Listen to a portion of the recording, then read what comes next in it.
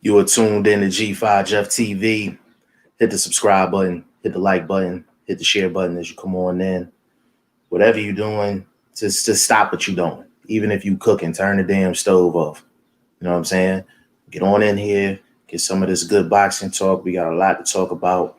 As you can see, I got my right hand man with me, VP Shane. What's going on, good brother? Everything's good, man. Just keep going. Just in this boxing streets, man. Yeah, man. Gotta be in the boxing streets holding it down. We had a big weekend of fights. On a local level, we have Rasheem Jefferson. He fought. My boy Nafir Charles, he fought. Keyshawn Davis fought. Of course, we had the monster fight, Canelo Alvarez versus Billy Joe Saunders. We got to get into that press conference activity afterwards with Demetrius Boo Boo Andrade. So we got to get into that. What's next for Canelo and all that good stuff. We got the family in here.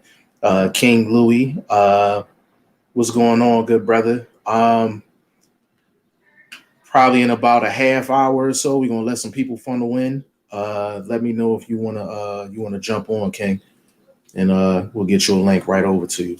I got your email too about the link for Marlowe's Corner too. I appreciate that. But Shane, you know what? I actually have an announcement. Now, I talk to Shane every day, so Shane don't even know this. So your boy G5 Jeff TV will be hitting the road for the fights for Nafir Charles out in Atlanta, June 19th. I got the green light from his dad, Chris Casey. Basically, I'm gonna be out there from Thursday to Sunday. The fights are Saturday, so I'm gonna have content with Freeway Rick Ross, Nafir Charles, my boy Antonio Todd from out of Atlanta. He's gonna be on the card as well. So your boy G5 Jeff TV hitting the road. We got L Dub Boxing in the building. L Dub, what's going on with you, good brother?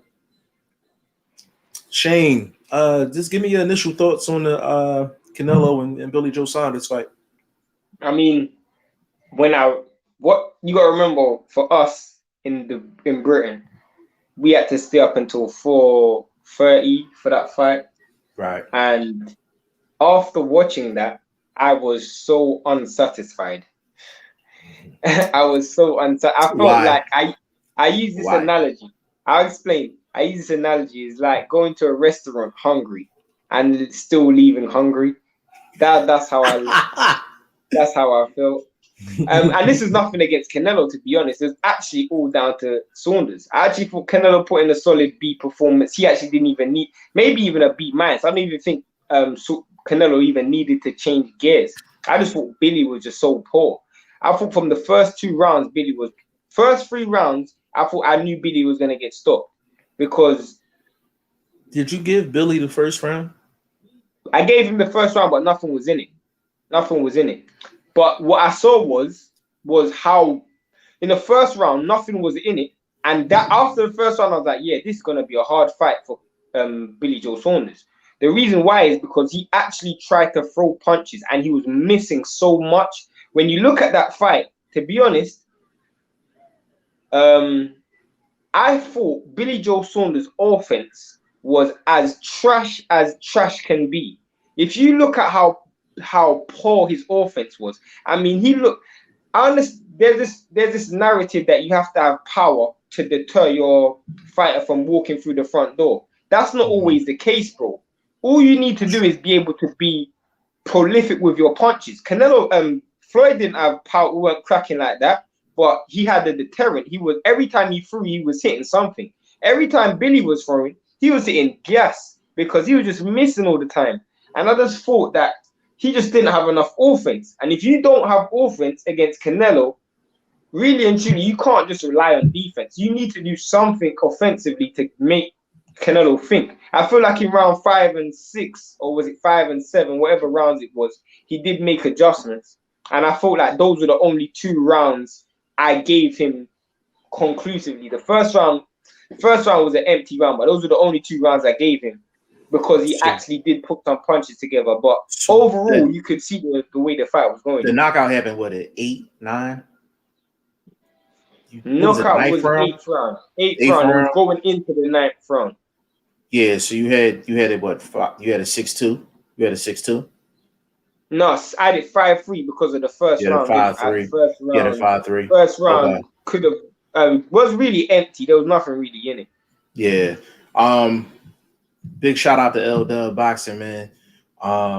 That's the family right there. Slurven is in the building. Slurven, what's going on? King Louis said, Billy, oh Billy. That's funny. We got my bro YSL Sports Media in the building. He said, I knew during the second round, Shane. Yeah, I could tell. Yeah, you could tell pretty early. He just wasn't getting enough offense off. To me, it's very clear. Like, you got to do something to stop this guy from walking you down. You can't just run in it. You have to do something. And offensively, this is the thing. Billy Joe Saunders actually threw a lot of punches in those first 3 rounds. He threw a lot of jabs and a lot of straight right hands and stuff. I mean, straight left hands because he's a southpaw. Right. But there was no offense to, like, to me, correct me if I'm wrong, I thought Canelo looked like the slicker fighter. To me, I thought Canelo looked like the more slicker fighter out of the 2. But that was just how poor Saunders' offense was. I knew he didn't have power, but I thought he would have had a bit more accuracy than that. He had no offense. Well, the thing is, Canelo's very slick upper body movement. He can make you look like a fool. You know what I'm saying? It's the legs. You know what I'm saying? So you gotta, when you throw on your offense against Canelo, you have to add footwork before you start throwing. And I think what Billy Joe was doing, he was just standing in place trying to get his shots off. And Canelo's, he's too solid defensively up top. And I'm talking about from the waist up.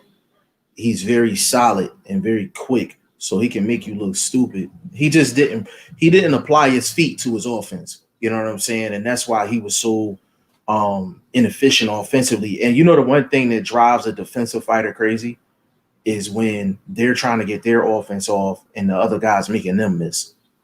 They get pissed off. Floyd used to get pissed off about that. Like when guys used to make him miss. An example of that is when Tyson Fury fought Steve Connon. He fought someone who was actually defensively better than him or as good as him, and he struggled. So he ended up having to resort to dirty tactics. That's the thing. And you brought up a good point there. When defensive fighters don't land their shots and they're on the receiving end of slips and slides and all of that, they then have to think, wow, that's normally me. And I didn't really care what Canelo was throwing. I was just caring about what Saunders is throwing. And you always use that as a point as well. You always say it's not about what the aggressive fighter can do. It's about what the defensive fighter can do aggressively. And he couldn't do anything. Yeah, he couldn't do anything. My bro DT3, the Boom Man, is in the building. He said, "What it do, folks?" DT3, man. DT3, I actually gotta call you because I got some information about a fight in Carson, and I know you out there in Cali, so I gotta actually call you. YSM, he said Brits struggle against the Mexican style. That's a good point. That's actually. But it depends on what type of Brit, because a lot of British fighters struggle, but that's British fighters who grew up with that British style of fight. Personally, I don't think someone like Tyson Fury would struggle with a Mexican style of fight. Yeah. Generally speaking, I would agree with that, but there are certain cases where that's not really true. Adrian, what's going on? He said, "What's up, fellas?" DT3 said, "Even though Brits fight just like Mexicans," he said that to YSL. Yeah, but Saunders don't fight like a Mexican. Saunders. Mexicans have offense. Mexicans have offense. That's one thing Mexicans have is offense. He didn't have any offense. Yeah.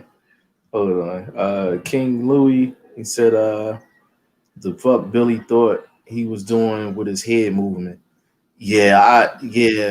I think King Louis, the thing about that, bro, is the thing that's crazy about that is when a defensive guy is in front of another guy that has defense, it's almost like they look amazed that somebody else can do the same thing they do defensively. Like it was almost like he was kind of like, I don't know, like he just looked kind of like caught in the moment. Did he look like he was caught in the moment? Yeah, to me, I just feel like some fighters are just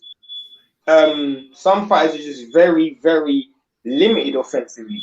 Even some fighters are just not good offensively. Yeah, he wasn't as crisp. Uh, let's see, What is DT3. that beeping noise? Is that you or me? Oh no, that's the smoke detector downstairs. They just cut it off. DT3, you be on some cap shit at YSM. I don't know what that's about. Let me see. He was burning too fast. Yeah, True. Yeah, that's very true. Everybody in the chat, hit the DC3. like button. Hit the like button, Yeah, please. DC3 said how Billy Joe Saunders wasn't doing much of movement. Do you agree with that, bro? No, he wasn't. He wasn't doing movement, but I feel like it's because Canelo wasn't gonna chase him. I feel like early you realized Canelo wasn't gonna chase him. Canelo fought a very patient fight. He wasn't desperate for anything. So there was no point in moving because what are you moving against? You're not moving against someone being aggressive. Canelo wasn't trying to be extra aggressive. I actually have a question for YSM. He said he was burning too fast. Do you mean he was burning too much as far as the movement, or was he burning too much as far as the punch output in the first couple of rounds? Because he was more active than I expected in the first 3 rounds. Are you talking more the punch output, or are you talking the movement, bro? Slovin said the commentary was terrible. That Mannix guy had Billy Joe Saunders up 6 rounds to 2. He's not a very good judge of fights. I won't lie. Slovin, I'm gonna keep it real, and I know it's gonna make it seem like it's like self promotion, and it kind of is, but it's also true. Like guys like places like the Zone and things like that, they need to look to us. You know what I'm saying? Guys like myself, Shane, DT3 the Boom Man, YSM Sports Media, guys like that to really add to their team, because obviously you could tell they don't have board meetings, like they don't have staff meetings on how they're doing in terms of like in the show. You know what I'm saying? So they really need to address that. And I think they got those people just because they have names, but like Chris Mannix and those guys, like only thing that was good is they had Roy Jones in the building. Like, but their commentating team is not good. I don't like their commentating team, period. And they butt heads too much. Like, and it takes over the fight. You know what I'm saying? You sideways, bro. Yeah, I know. My phone is bugging. Phone bugging. Okay, that's cool. DT3, thank you, Shane.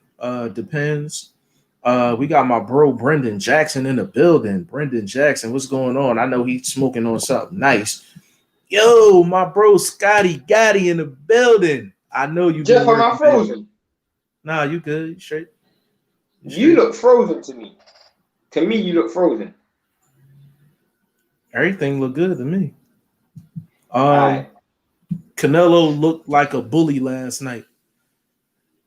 Yeah, the way he fought a real patient fight, and he was real methodical with everything. Everything seemed calculated with Canelo in terms of that fight. Would you agree with that, Shane? Yeah, bro. I thought he was very patient. I thought he kind of knew what Saunders had from the beginning, and I thought he had a good game plan, which was be patient. Because a lot of defensive fighters, they automatically feel like if they fight an aggressive fighter, that the aggressive fighter is just going to come at 100 miles an hour. So he kind of double bluffed him, Canelo. And I feel like when he double bluffed him, it kind of worked in Canelo's favor.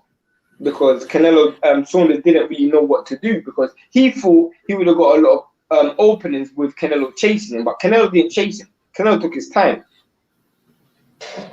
Yeah. Let me ask you this, Shane, before I keep it moving. Scotty Gotti, bro, I need some music from you, bro. Like, I need some music. I need a new intro. He fired too, Shane. He fired too. But Shane, let me ask you this real quick. To me, it seems like Canelo, Reynoso in that camp. I think they watch tape. I honestly think they watch tape of their opponents because their game plans be really calculated. How you feel about that? Do you think so? Well, I'll keep it real. When you look at the fight before this, the Callum Smith fight, John Ryder set the blueprint of how to beat Callum Smith. He set that blueprint. Canelo just said, you know what, I'm gonna do exactly what John Ryder done, but the difference is I'm a better fighter than John Ryder, and I'm a cash cow, so I'm gonna get the decision that John Ryder didn't get. I think when it came to the Yildirim fight, didn't have to watch tape. When it came to the Kovalev fight, now I don't think they watched that much tape because their game plan wasn't that strong.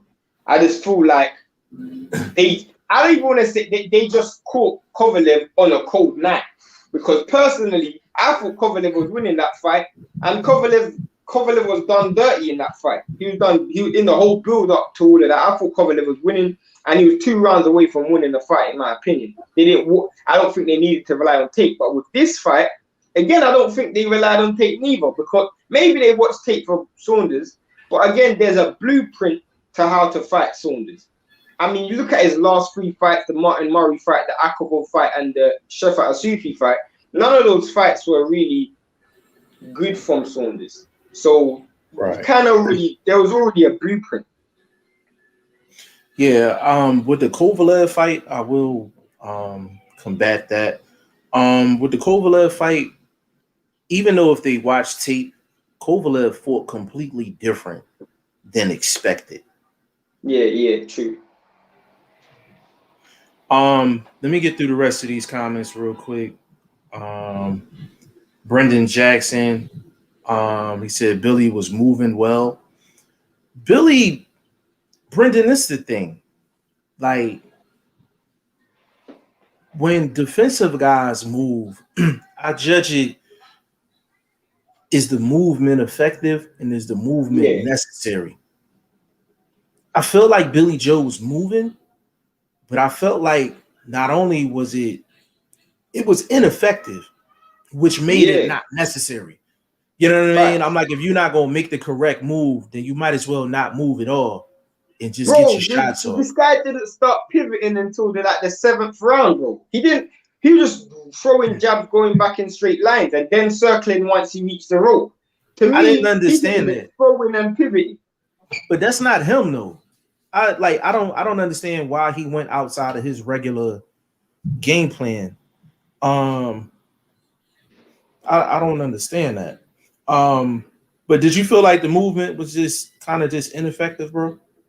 I just feel like they thought Canelo was gonna apply mad pressure, and Canelo didn't even have to apply pressure, because what they were doing in terms of movement was just counterintuitive. You're trying to go back, but you're trying to throw jabs. And the problem was you're just missing so much that, okay, Canelo can't hit you, but you can't hit me.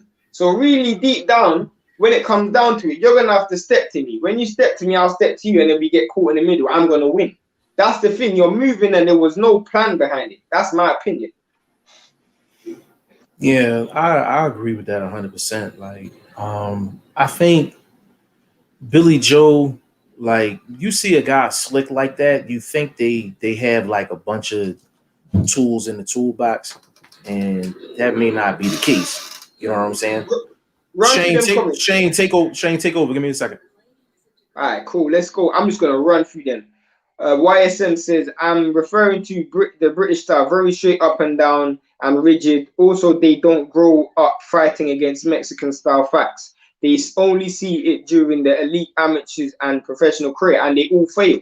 They all fail. I was talking to someone the other day, and I went from 122 all the way up to heavyweight, and I spoke about every single fighter, every top fighter in that from England who's failed.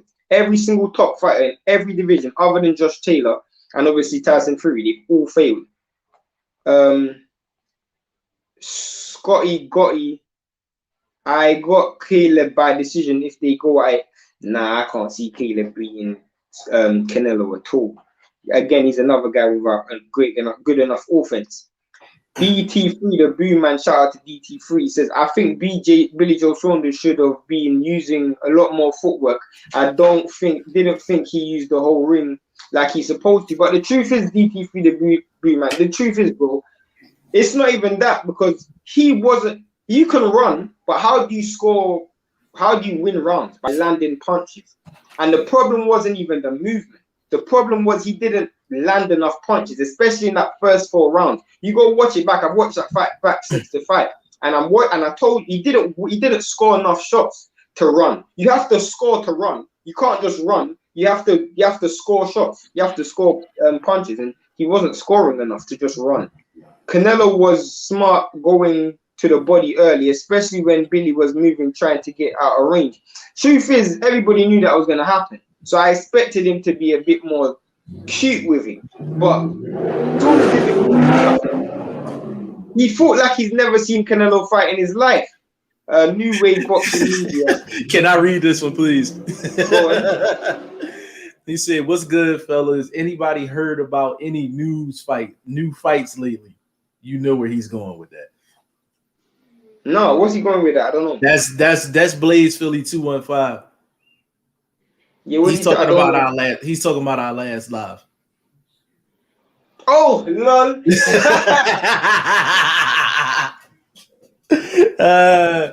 We'll get into that. We'll get into that in a second. Hold on. I do have a question. I have a question for DT3. Earlier you said that YSM Sports Media is capping. I'm not sure what you meant by that, but could you elaborate? Is it something that was said during this live, or maybe he posted a video or something like that? I just thought that was interesting. But YSM Sports Media punching seemed like the pressure caused him to. He looked visibly tired after the second and got his second win in the 5th.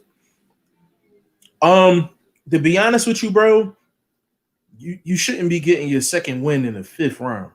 You know what I mean? To be honest, I don't even think he got that tired, bro. I just feel like he just looked flat from the start. He just looked like there was some. He didn't even look like he was fighting with any enthusiasm to me. He didn't have no enthusiasm. Like, he was talking all of that crap before the fight. And that's what I'm saying. I was just so disappointed. I thought there would have been so much more. He had 2 rounds where he was good in the whole entire fight. Yeah, and the thing that was really disappointing, YSM, is like Canelo was like right there. Like Canelo was like, he was like right there. Like, you know what I'm saying? Like, it's one thing for a guy. Mm-hmm. You know what's so funny? Sorry to cut you off, Jeff. What's so funny? There was a time in the fight where Canelo was actually taking steps back, and Saunders was also taking steps back. I'm thinking, what are you doing, bro? This is the one time where you get the middle of the ring and you're taking steps back. And I thought Canelo just done that to see what mentality Saunders had. And after that, he realized this guy had no killer in him. He had no killer, no nothing. He had no intentions to go for the kill. And I'm not saying go be reckless, but have something. Yeah, you have to, when you fight a guy like Canelo, you have to, it's a mental game. You have to let him know that you're on the same playing field with him. And I don't think Billy Joe Saunders ever really established that early in the fight. I think he just went about it the wrong way. But there's a difference in levels with Billy Joe Saunders and Canelo Alvarez, and it showed. Boxing Learner is in the building. He said, "What's good? Canelo got the stoppage. Congratulations to him." DT3 said, "I wanted to see more straight left hands and uppercuts while Canelo was in the high guard."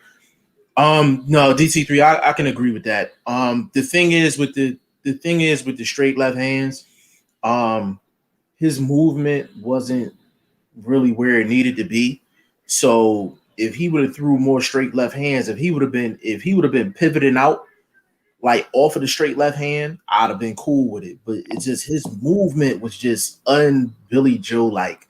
You know what I mean? Like, I feel like if he would have committed to straight left hands, he would have just left himself open. And the shot that Canelo hit him with that hurt his eye, it was the perfect shot. Like, Billy Joe did everything he was supposed to do from a technical standpoint. He threw He made one mistake though. He made one mistake. He threw the shot and he was trying to pull out. He should have just stayed all the way in. He should have just tried to stay all the way in. No, if you look at it again, bro, he threw the shot, right? If you can't pivot out of the way, what's the next best thing to do? Hold. Get low. No, get low, right? I would have tried to grab. Look how close he was. I would have just tried to hold. Yeah, but think about it. Your arms is not in a position to grab off of the shot that he threw. So the only option that he did have was to get low. So he got low, and the only thing that hits him is an uppercut. That's the only thing that hits him. You know what I'm saying? Yeah. Hey, let's get in the comments. Yes, sir. I don't know how we're gonna do this because the comments I like it. It's getting popping every week, but to keep up with it is ridiculous. Well, I'm about to run through them now. Brendan Jackson. I'm gonna put the link in the chat in a couple minutes. Brendan Jackson. I had it 5-3 Canelo at the end. 4-3 Canelo going into the 8th. Saunders adjusted and turned it up a notch in round 5 onwards, but Canelo's power plus feints got Saunders eventually. Yeah, I agree with that. DC3 the Boom Man. I think Eddie do. Hold on. Watch film. I mean, to my Reynoso. I think he does watch film. But I'm DC3. I'm glad you addressed that. Scotty, just let me know when you want it. I need to rap with you about something too. No problem. I got you. Bruce Goals, what's going on, man? Salute G5 Jeff TV and Shane. Brendan Jackson, Canelo didn't have to apply pressure. That's what he did the entire time, though.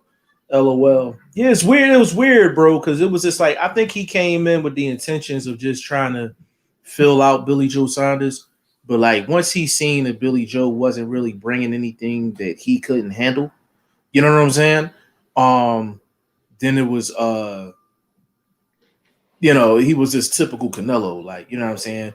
Methodical. Bro, yes. Let me jump off and jump back on because I'm going to use a different device. No problem, bro. No problem. So VP Shane will be back. Scotty Gotti, because of Canelo's counters, I think he half Mexican and half robot. Canelo looked like he was a program. That's funny. Yeah, Canelo was real methodical, but I think the thing with Canelo is you got to quicken up the pace. You know what I'm saying? You got to quicken up the pace. You know what I mean?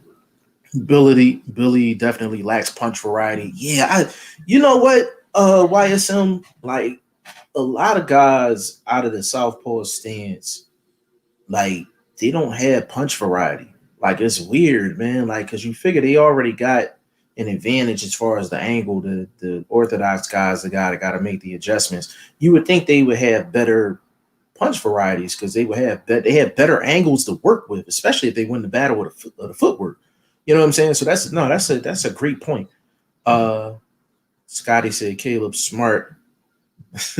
Brendan Jackson, Canelo will beat Caleb much worse than he did Saunders probably. We're gonna get into that in a second. He and Canelo both laid back. Yeah, that's very true. Trey, what's going on, Trey?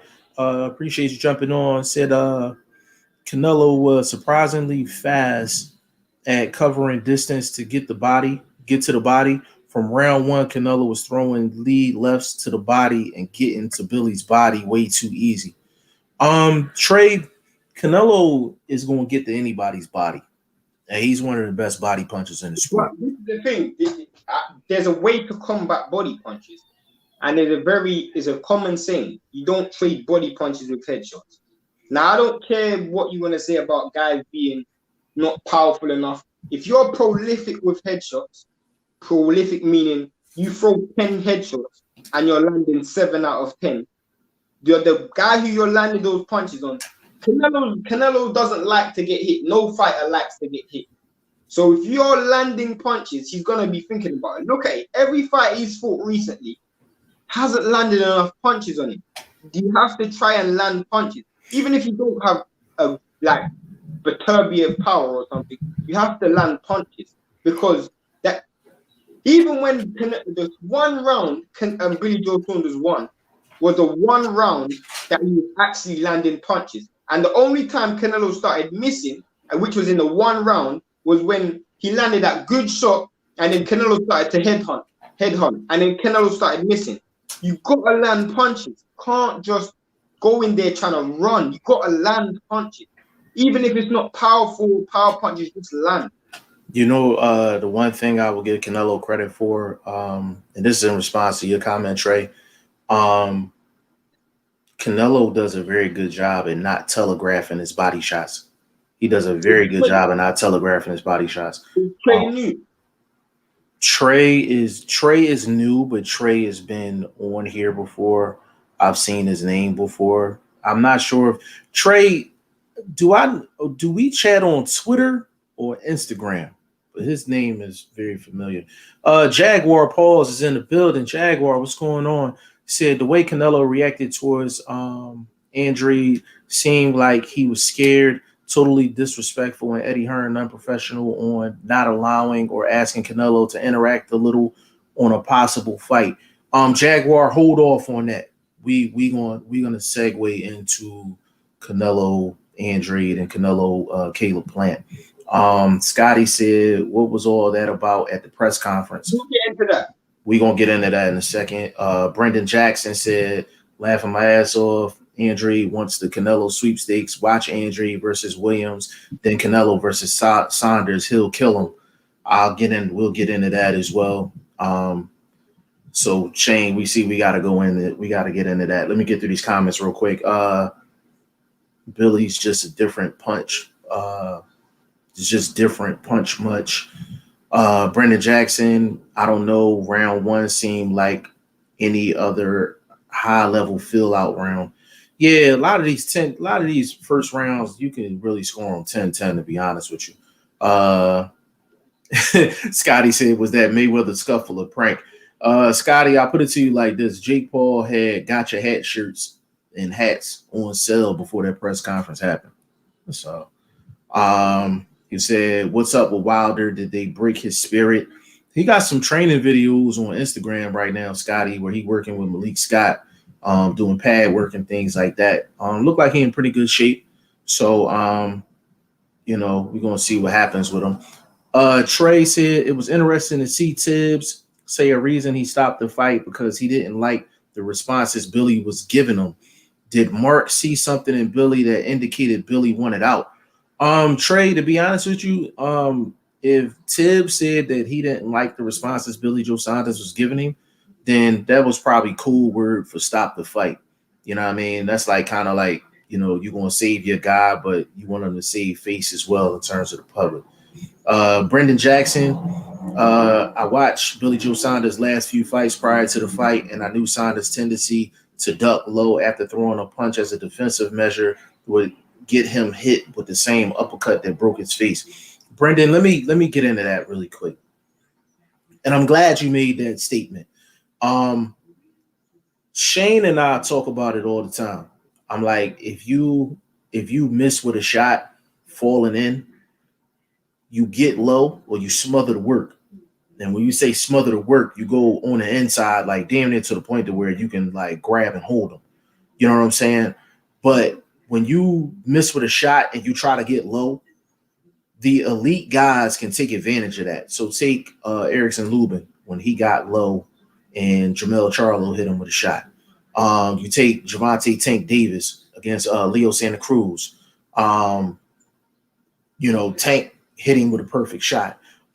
Boots, not his fight against Lipin Getz, but the fight before that, the guy fell in with a shot and he basically tried to smother the work, and Boots' footwork was so good he took a half step back, got a 45 shot off. So against average to good fighters, you can get away with that concept in terms of getting low. But against the elite fighters, the guys that have elite offense and elite timing, that's not enough. You know what I'm saying? It's not enough to get away with that. You on mute, bro. Hold on. We're almost at the end. Yeah, we almost at the end. Yes, sir. Trey said, yeah, I follow on Instagram, bro. That's where I know him from. Haven't been on the lives too much, but I followed for a minute. Yeah, I knew his name from somewhere. But Trey, I'm gonna make sure you get the links and all of that. Jaguar Pauls, what up, G5 and fam? Jaguar, what's going on, player? I had it 6-2, maybe 5-3. It works for Canelo. That's the consensus. Chris G. Chris G, big shout out to you. New Boxing Wave Media. Send me the link. I got you. Chris G. Billy had a broken face. If he had continued, his injuries could have been life threatening. So, hold on, my boy L Dub Boxing. Read that with Shane. Casemiro versus Tete is another example of a guy dipping low. That knockdown was similar to Charlo Lubin. Yeah. The thing, the when Zolani Tete fought Casemiro, though, the only thing I would say about that was both of them were the aggressor. Both of them were the aggressor. So the difference with that one was it's very easy to get caught with shots when you're coming forward and the other person's coming forward. It's like meeting in the middle. But what's it called was trying to leave. Like Saunders was trying to get his work off, dip low and leave. And the difference with that is when you're trying to leave and you're getting caught, it's like double time. Because not only is your equilibrium back or low, it's not you're not 100% balanced because your thought process is leave, whereas Tete was attack. So that's the difference. But that Zolani Tete and Casemiro fight was a dope fight. Still, I won't even lie, that was a dope fight. It was definitely a dope fight. What I was gonna say though, because I feel like we might as well segue into it, was the Andrade stuff. Now I'm gonna say let me say this real quick. So what we're gonna do right now is we're gonna segue into a couple of things, right? And then I'm gonna put the link in the chat, and then we're gonna let people come on in. So what we're gonna cover right now is Canelo and Demetrius Andrade press conference. I want to know your feelings about that. Secondly, there's a lot of people that are defending the fact that Canelo didn't fight Demetrius Andrade. So we're going to get into that. Billy Joe Saunders,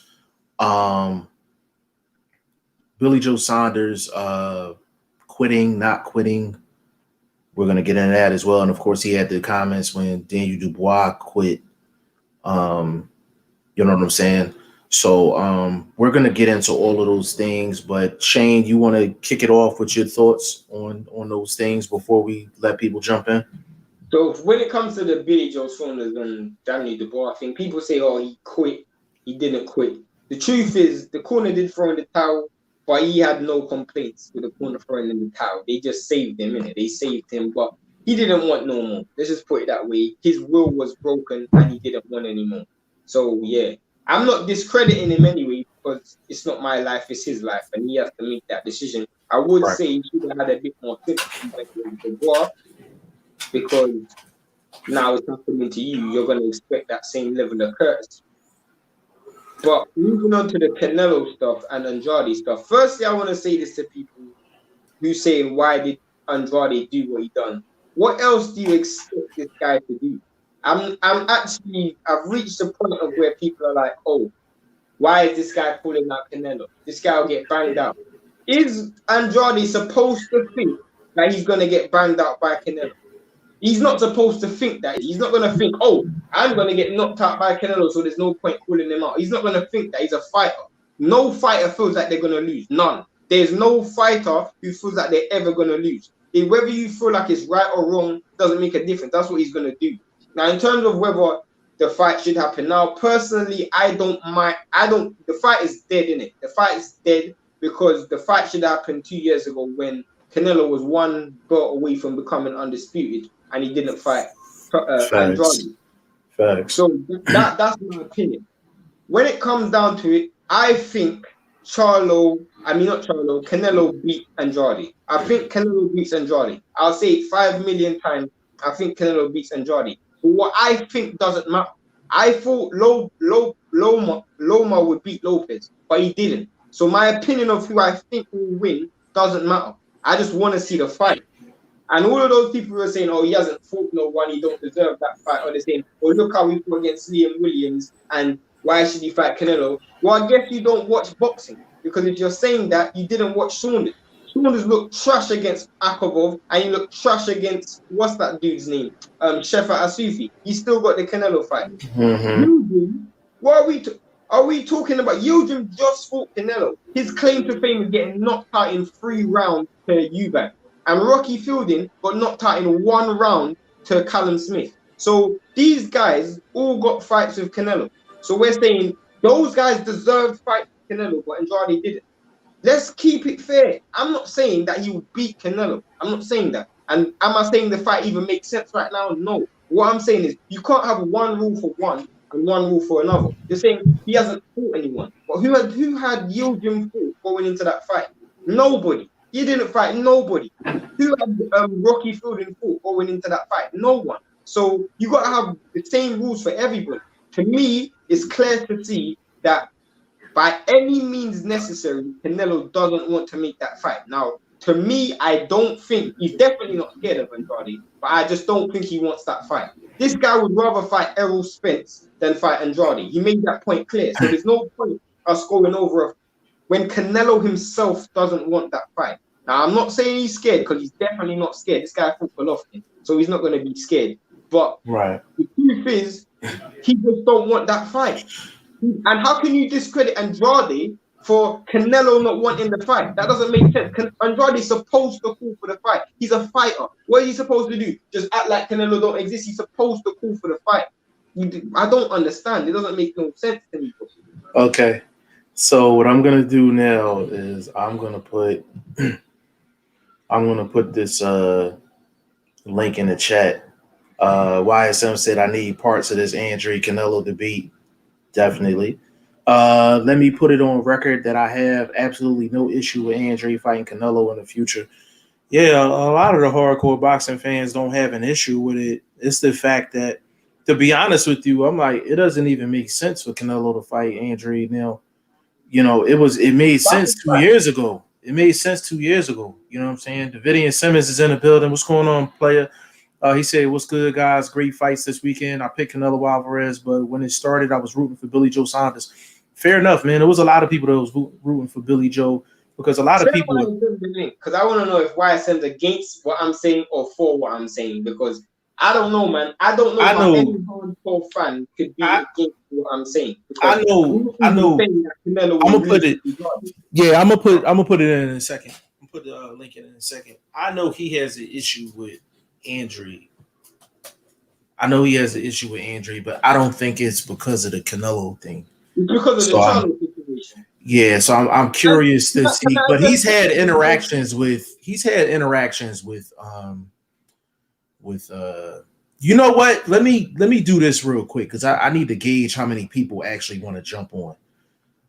Put a 1 in the comment section if you actually want to jump on. Put a 1 in the comment section if you want to jump on. Hold on a second, bro. Give me a second. So I'm gonna give me a second, bro.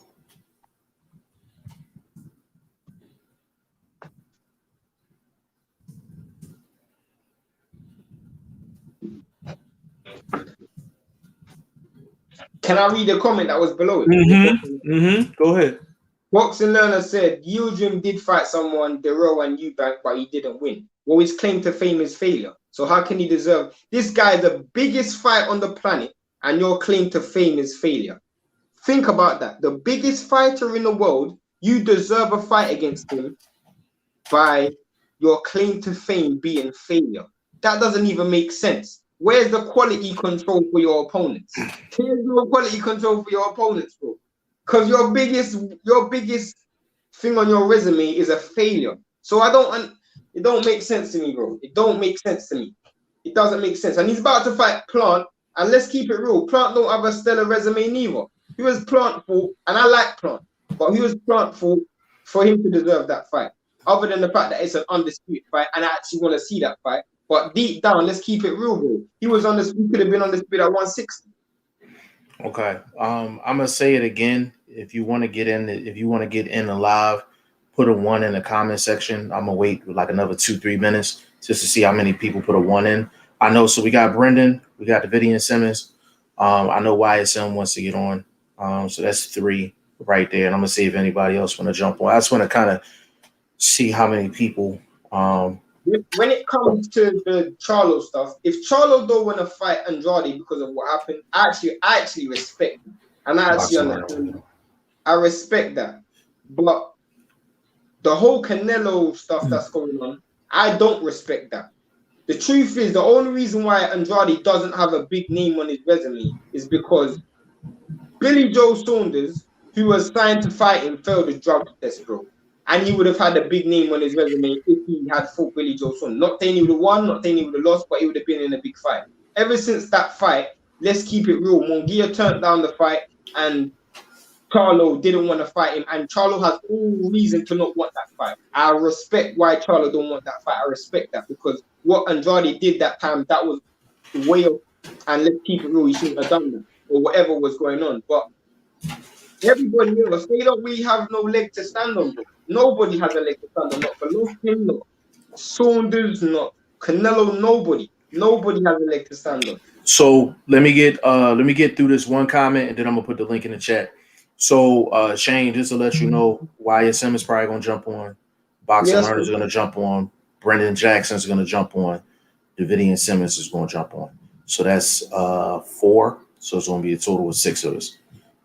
Jaguar said Canelo had trouble with Laura Saunders, in my humble opinion, was landing some good shots and making Canelo uncomfortable. And Demetrius Andrade is a tougher lefty than Canelo. Don't want the smoke. I don't even think it's that, bro. I understand what you're saying, so respect. I don't even think it's that. You know what I more think it is? I more think you can put the link in the chat, by the way, while you're doing it. I just wanted to talk while you're doing it. But bro. I more think that Canelo's in a situation where there's more to lose than to win in that situation. There's more loss than win. Because let's keep it real. When he fought Saunders, he saw that as a unification, but he really saw it as a very, very winnable fight because of how he's been fighting at 160, and he hasn't been able to fight 68, sorry, and he hasn't been able to reach that peak level. When it comes to Callum Smith, there was a blueprint to beat Callum Smith, and I keep saying that. Good Ryder showed the blueprint to beat Callum Smith. When it came to Kovalev was on the way down, and the risk versus reward was there.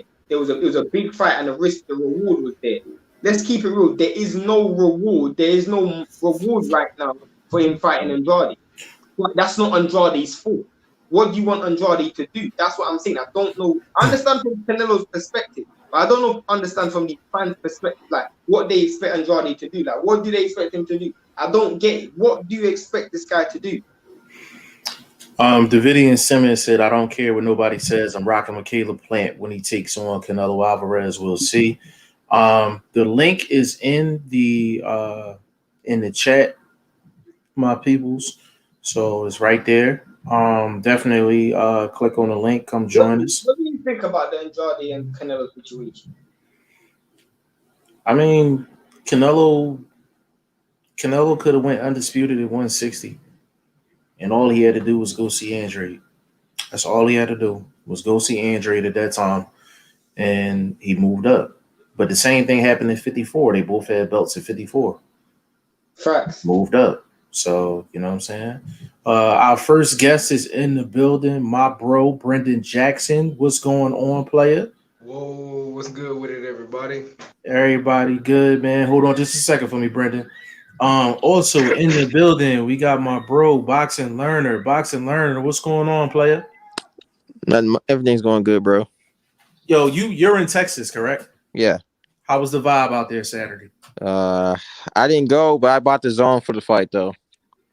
That's big. Yeah, That's my friend did. He said it was crazy. Like it looked crazy. A lot of people from Ireland and UK came out. Yeah. Boxing Learner, the thing that's crazy is what we want to start doing is actually start going to fights or start sending people to fights.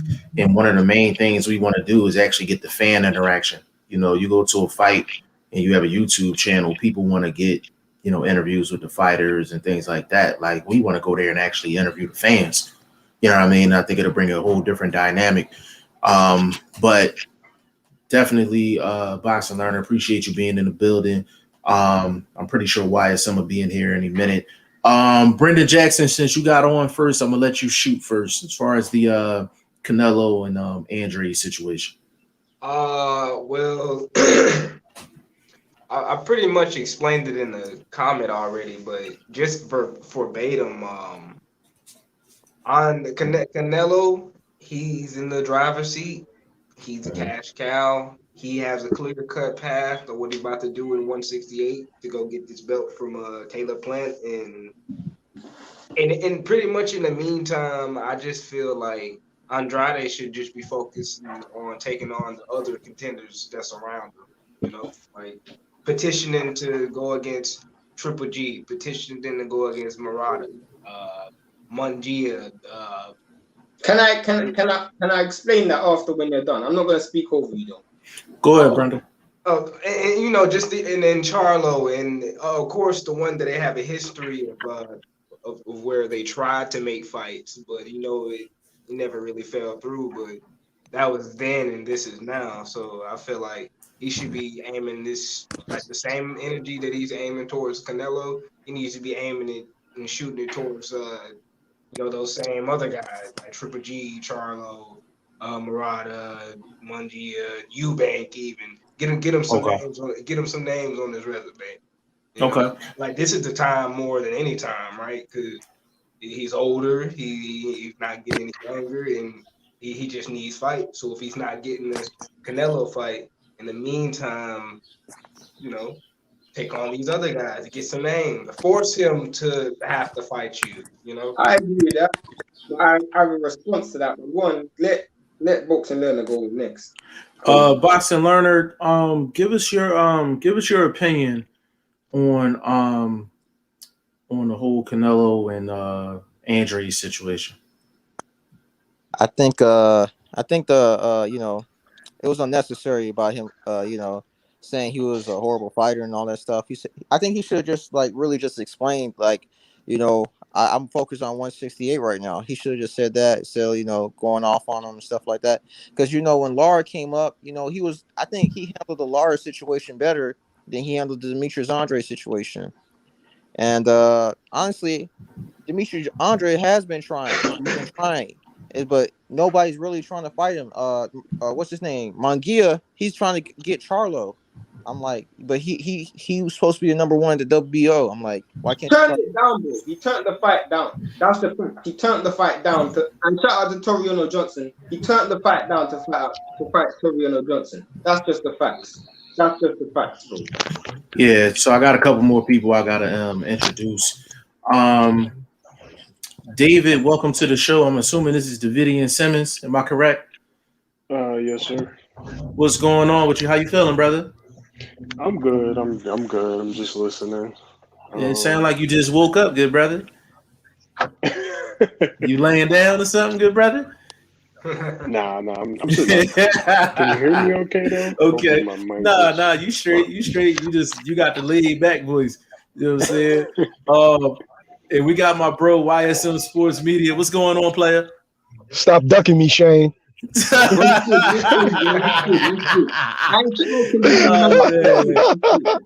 you gotta start every show off with that. I got to. Hey, yo, David talking with the party line voice, yo. Yo, yeah, man.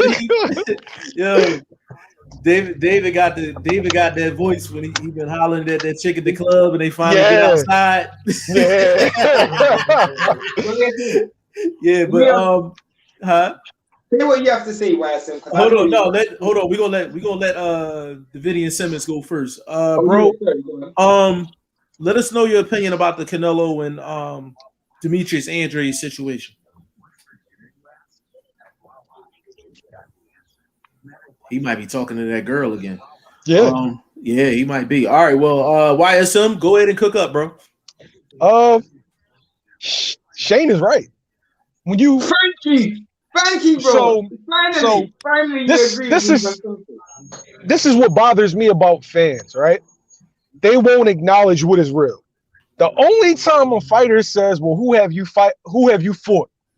The only time they say that is when you're a threat that they're looking for a way out of. Now, I don't think any fighter is scared of another fighter, but let's just be honest. Is Canelo going to get more money from fighting Andrade than to Abner Yildirim? No. It's going to be around the same money, but it's a different type of risk. Right. Demetrius Andrade can beat Canelo Alvarez. Correct. He can. Right. He's very awkward, very long. He's busy. He jabs a lot. It's hard to get past that jab. And Canelo's probably looking at that. Okay, well, what do I gain out of beating him? Am I going to get an exorbitant amount of money? No. So why am I going to do it? Because that's Right. what everything. That's what everything.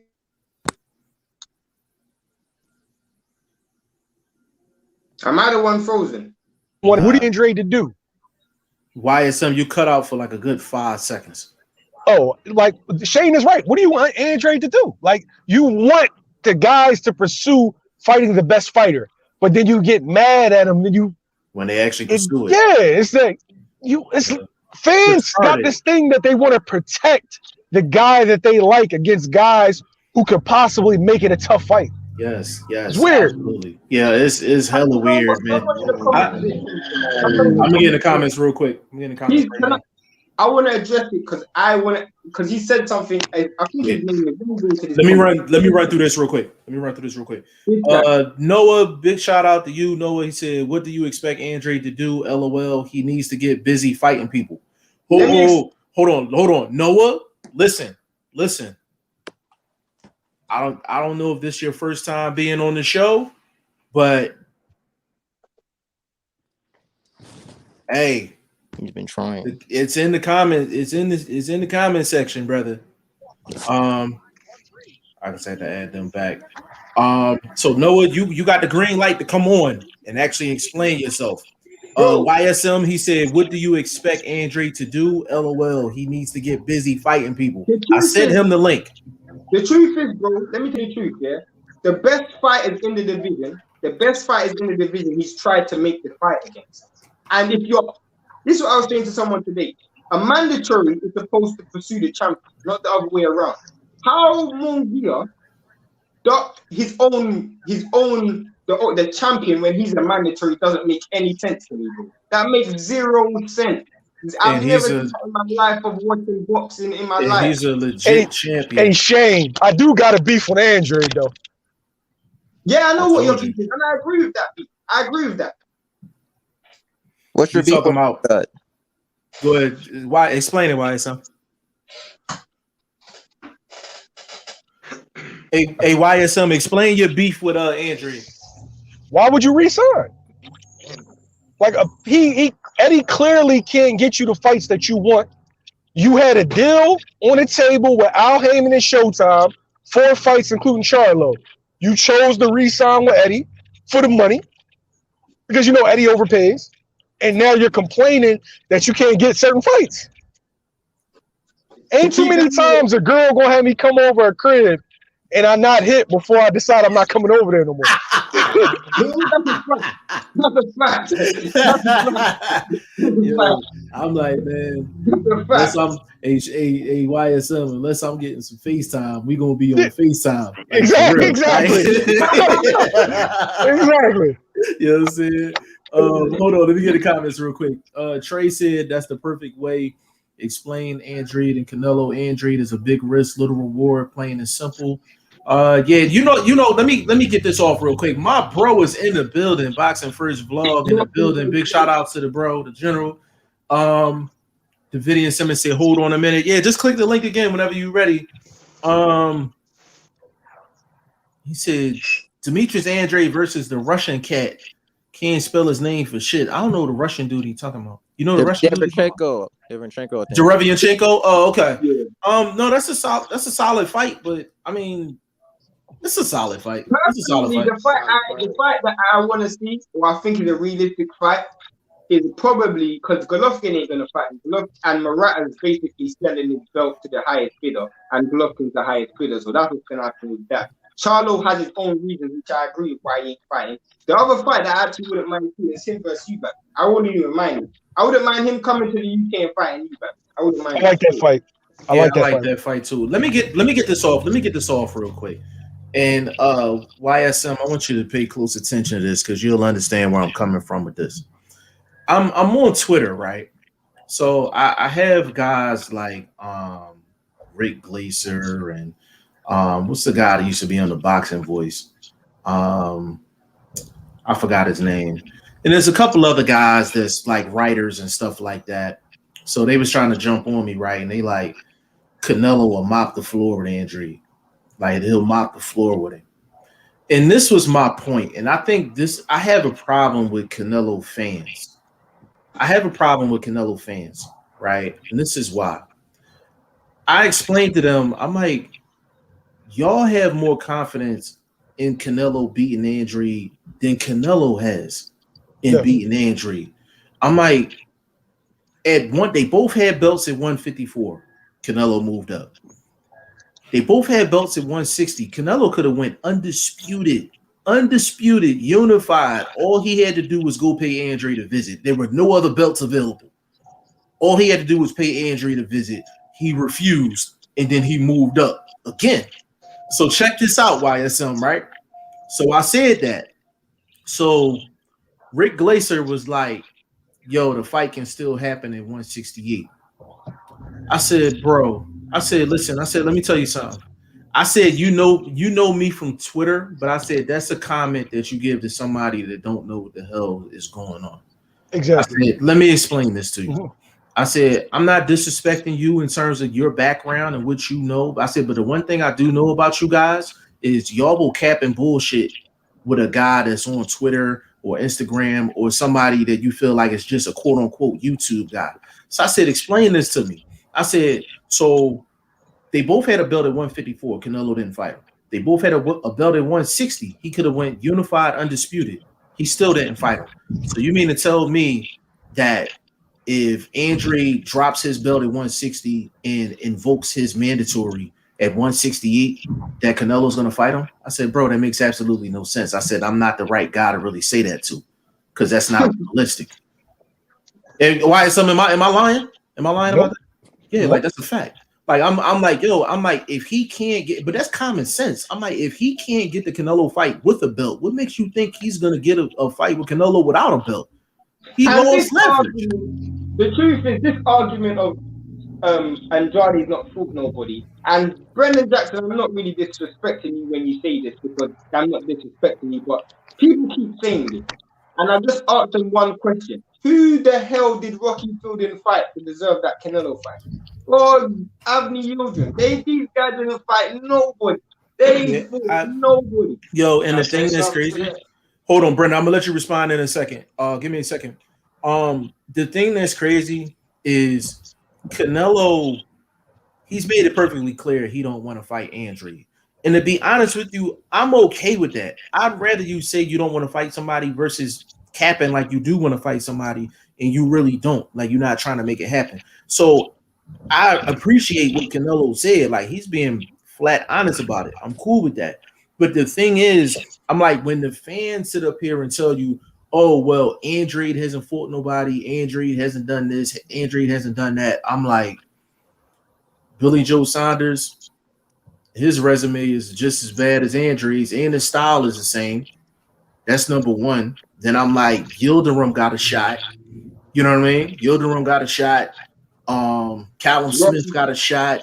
Beefy got a shot. Rocky got a shot. Beefy got a shot. Amir Khan got a shot. James Kirkland got a shot. This guy's pulling out Errol Spence. He's at 147. Yeah, he said he'll fight Errol Spence before he fight Andrade. Like, I mean, like, what more proof do we have to give out that Andrade is a threat? Like, I'm not gonna let you tell me two lies. That's my thing. Jeff, it's one simple way to put it. Okay, dudes want to take the easiest fight possible for the most money. And if it's going to be a difficult fight where they could possibly lose, guess what? They want to get overpaid. That's boxing in a nutshell. Plain and simple. Yeah. If it's a tough fight that I can get the same amount of money for an easy fight, guess what I'm gonna do? Yeah. And then I'm gonna chat. Oh, he ain't fought nobody. How many fans? How many pay-per-views he sold? Oh man, I'm good. Yeah. Brandon Saxton. Brendan, go ahead and respond, bro. I have a question. Yeah, when Canelo moved up to 168 to fight Rocky Fielding, was that for a title by any chance? Regular belt. It wasn't no real belt. Callum Smith was the real champion at the time. So it's pretty much the same thing. Wait. All right. So another question. We on topic, but it's related. But another question: is Mario Barrios? Is he the regular WBO champion? Regular. Yeah. Regular, So yes. It's pretty. What I feel like all that was just one of them things. Like same thing that Roy Jones did. Same thing that Davis is finna doing. One of them things where he just moving up and weight for the first time, snatching him a little belt for him to be in a good position to get other titles up there at some point. Let me ask Which you a is question. what he's doing right now. Brendan, let me ask you a question. Everything else, though, no, I agree, though. I agree. As Brendan, far do you fight? Brendan, do you fight? Yeah. So imagine you're Or are you pro? Are you pro amateur? I'm amateur right now for time. Hold on, before I let you go, Shane. Hold on. You said you were amateur? Yeah, for now. How long you been fighting? About a little over 3 years now. What's your weight class? Like welter, junior welter.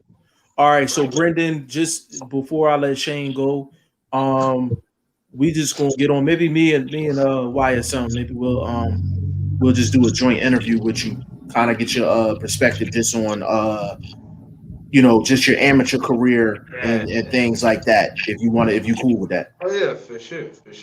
Okay. YSM, you cool with that, bro? Yeah, I'm good.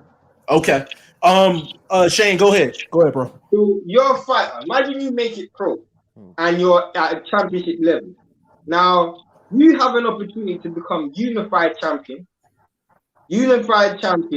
against Andrade, or move up one weight class to fight Rocky Fielding for a regular title. What do you pick? Hey.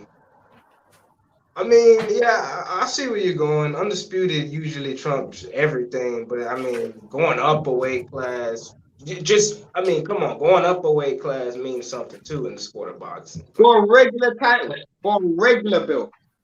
This belt isn't like the top belt. It's a regular belt. Did getting that regular WBA belt put Canelo in a position?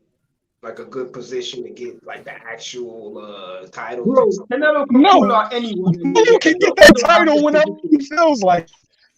This is a question. I'm just asking. See, my whole thing is I understand like when you say Canelo fans, but the way I look at it is from a fighter's perspective. I'm just looking at the styles. I'm just looking at each individual fighter.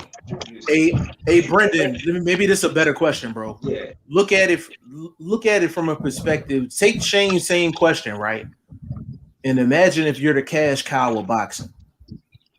Maybe that's a better way to address it. Because I feel like your answer is based on if you're not the cash cow. Well, I could clear it up even more.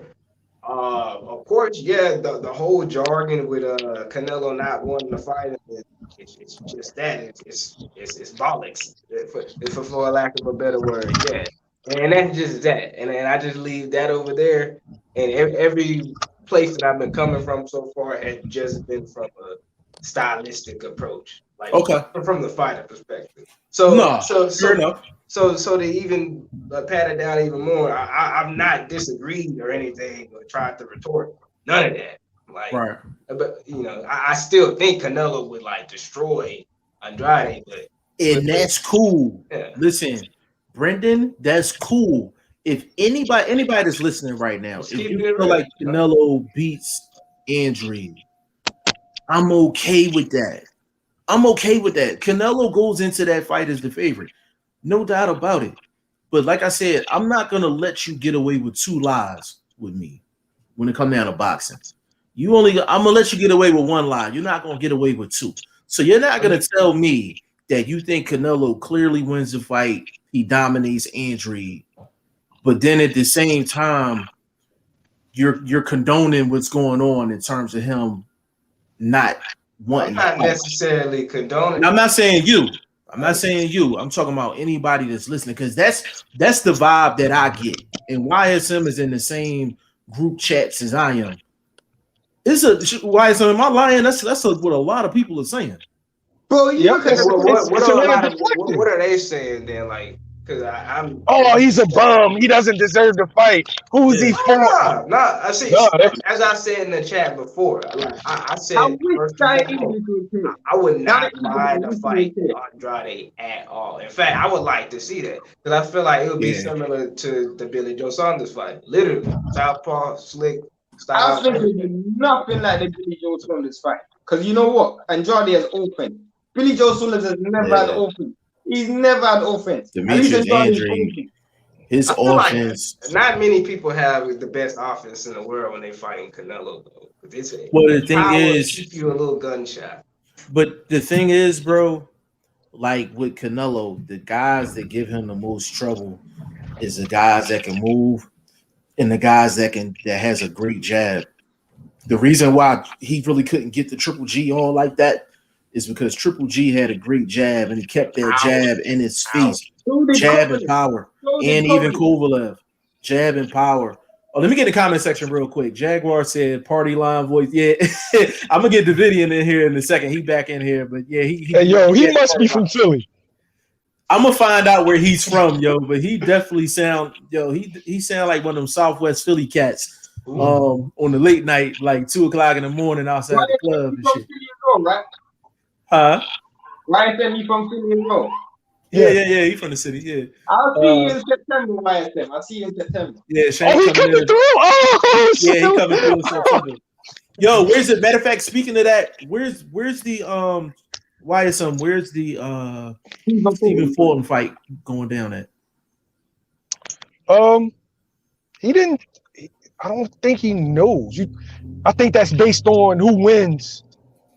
This weekend, where they gonna have it? Yeah. Last time I seen him probably like a week or two ago, but I don't think that he knows where the fight's gonna be. Where the fight's gonna be? Because that's the fight Shane want to come down for. As soon as you find out, YSM, tell me, because that's the fight Shane want to come down for. Jaguar said, "Thank you very much for acknowledging, no doubt." He said, someone said Demetrius should concentrate on Munguia, but Munguia also wants Canelo on every Spanish interview. They both want Canelo. Yeah, I mean, of course, like everybody's going to call Canelo out. Why are they saying that he focused on Munguia when Munguia already turned the fight down? For those who don't know, when you're a champion at WBO in a weight class, when you move up, you automatically become a mandatory. He was WBO champion at 154. He moved up. He was automatically a mandatory. Liam Williams was number 2. Munguia was number 1. Munguia turned the fight down. Yeah. So what's Andrade supposed to do? Right. Yeah. And he also said in Spanish YouTube channels, Canelo says he doesn't want to fight Mexican fighters. Oh, really? So why does the fight? Andrade, with all due respect, I know this because I follow Spanish YouTube boxing. Fair enough. Just Andrade must have Spanish in his blood. He must have Spanish. He must be half Spanish. Right. Jay Banks, what's going on? I think he's Dominican. Oh, yeah, okay. Like Canelo is like Dominican / like Italian / Mexican. I think Andrade is Dominican. Yo. Oh, Andrade is Dominican. I think he is. He don't have a normal black name. That's not a normal black name. Yeah, I think he might be. He might be. I ain't gonna lie. Hey, Davidian, you ready to talk, good brother? Yeah, I'm here. I had my mic muted. Listen. Hey, YSM. I know he's sitting up right now. He was laying down when he first got on the show. His voice completely different, yo. His voice completely different. I switched from the laptop to the phone because the phone was I ain't trying to hear that, bro. Hey, man, we ain't trying to hear that, bro. We ain't trying to hear that shit. I know why it's I know. Davidian, where you from? I'm from Buffalo, New York. Okay, okay. 716 in the house. Okay, 716 in the Griselda. Yes, indeed. Bro, give us your opinion on Canelo and the Demetrius Andrade situation. Yes, sir. Yeah, I mean, I don't know. I liked it, to be honest, when I looked at it. He kind of Andre Clubber laned it. Like, he wants to fans want to see that fight. You know, he started off with respect, and then Canelo kind of turned it. It was like, where Andrade said, "Oh, I know you good job, champ, and all this," and then Canelo was like, "I know," and it just my thing is like, if he's such a horrible fighter, then take him out. Then if Exactly. he's such a horrible fighter, you'll never get the fight. He was yelling, "You'll never get the fight," but yet no one asked for Rocky Fielding. When I seen that fight, I'm like, who is Rocky? Only Rocky I know is Rocky Balboa. So Right. he does the movie thing. So I don't know no other Rockies. So it's a little. Yerdum was fine. It was just mandatory. But Davidian, can I add this real quick, He bro? don't get away with that. You know why he don't get away with that fight and use him as a mandatory? Because Charlo was a mandatory for like 700 days, and he didn't even get that fight. They upgraded him to, was it franchise champion or whatever? So That's true. And let me add on to that. You know the thing that's crazy, Davidian, with Yildirim, I'm like, he was coming off of a loss. Yeah. For that same belt. Yeah. And gets the mandatory right back. That just makes no sense. I don't only in boxing, man. Like only. I mean, I know other people have seen him, but he lost his last. I never call anybody trash in boxing, but I do. He was nowhere near on the level of Canelo, and everybody knew that. Everybody, even if you were blind, you knew that when you heard that name Yerdum, he was gonna get whooped. The only dude that is trash in boxing is Rolly. That's the only guy that's trash. Rolly, you know the thing that's funny? Rolly, I'm probably gonna run into Rolly's trainer, Coach Bullet. He's cool with Padman McGriff. And he's the trainer for Shane's boo, Zarina McCoy. That's his trainer. Yeah. That's his boo. Did you see Shane smile when you said that? Yo? Yeah, that's his boo right there. Personally, I don't even know who he is personally. So that's his. We gonna get her on the show, but that's his boo. I'm keep it real, Jeff. We have to keep that down because we don't know he's watching. You see my point? But like I said, I mean, I kind of like Canelo speaking English now, but at the same time, I still want to see that fight. Because I'm not saying that he gonna beat Canelo, but people want to see the fight. Bro, can I say something to you? You know what's so funny, yeah? The other day he was speaking I said it to Jeff, I said it to everybody. He was speaking English throughout the whole interview. And then someone asked him about his drug failures, and he started speaking Spanish. I swear to God. That's crazy. You know the thing that's crazy, yo? He was talking English. He got asked about PEDs. He started speaking Spanish. Then when they asked him another question, he started speaking Mexican. I said, this. I'm like, I said, him and Rosetta Stone must be related. For real. I'm like, God damn. Like, he gave us speaking all these different languages and stuff. I'm like, I respect him, though. He's a bad boy. Canelo can fight, man. He can fight. I still feel like he can be beat though. But bro, I think he's lost 5 times in his career. That first Golovkin, I definitely thought he lost that. He just did. He gassed out.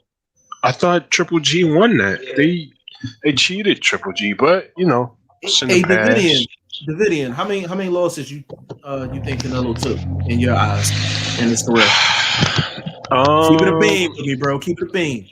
I'm gonna try to like definitely the first Triple G, maybe not the second one. That was close. That was a good fight though, because it was kind of back and forth.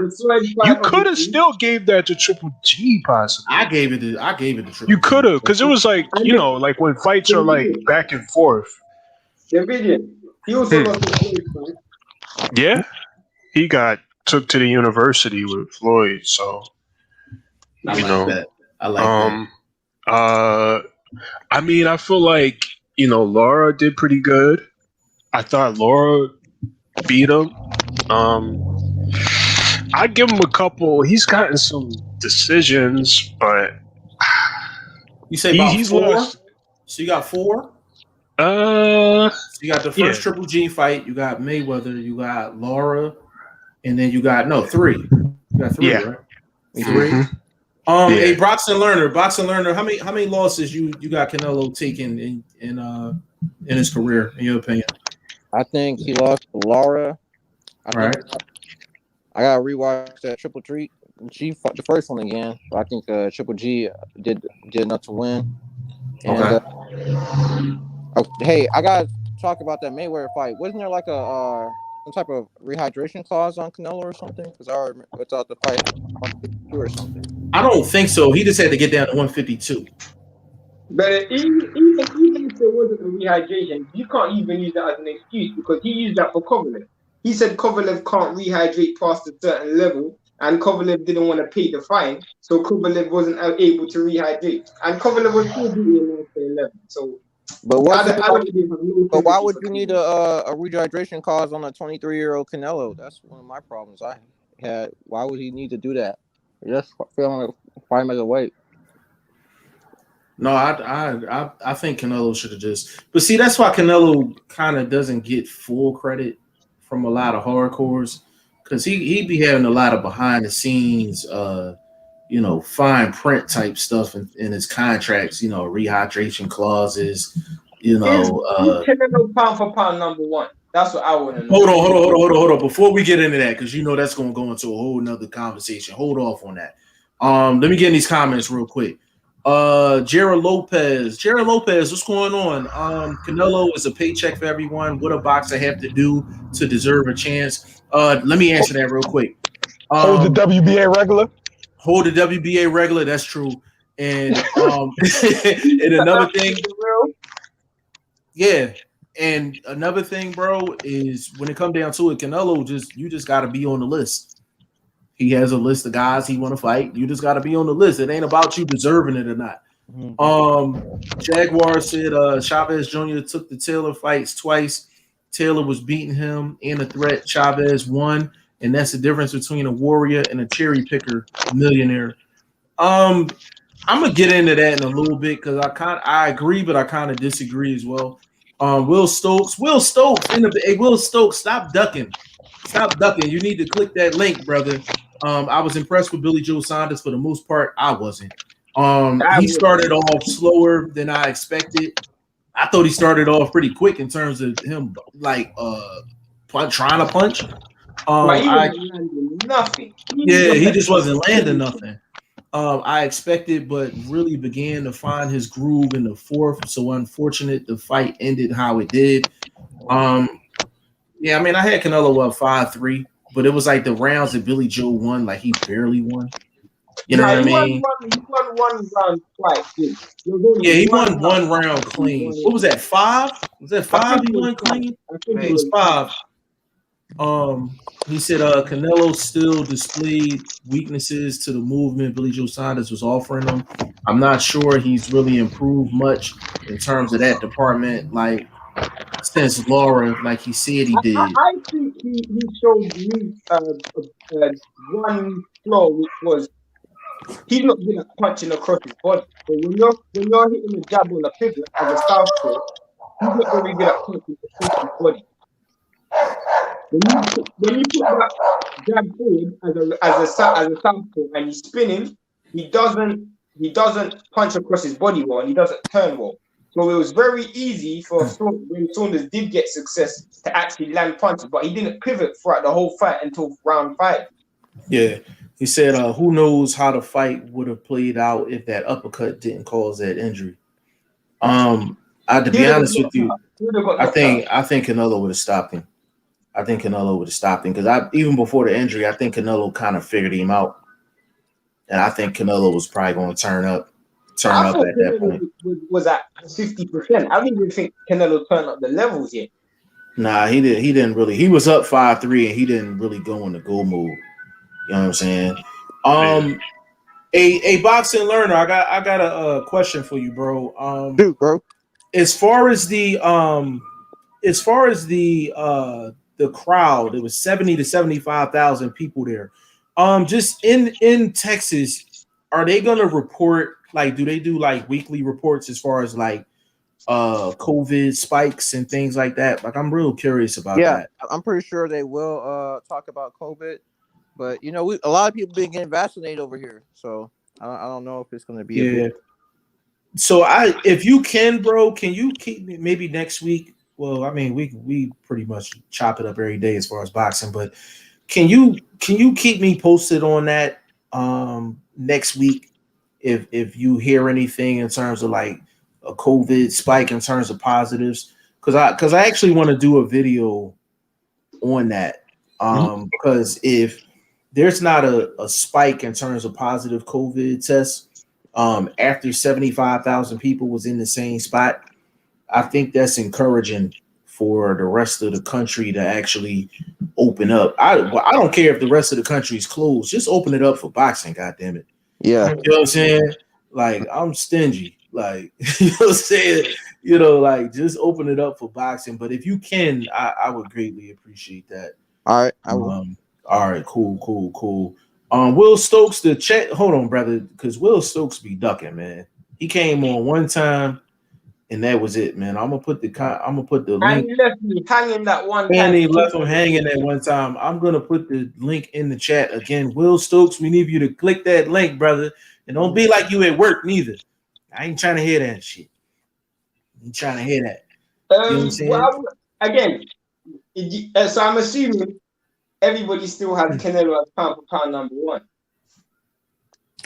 I Boxing don't. Learner, you want to start off? You want to kick it off, Boxing Learner?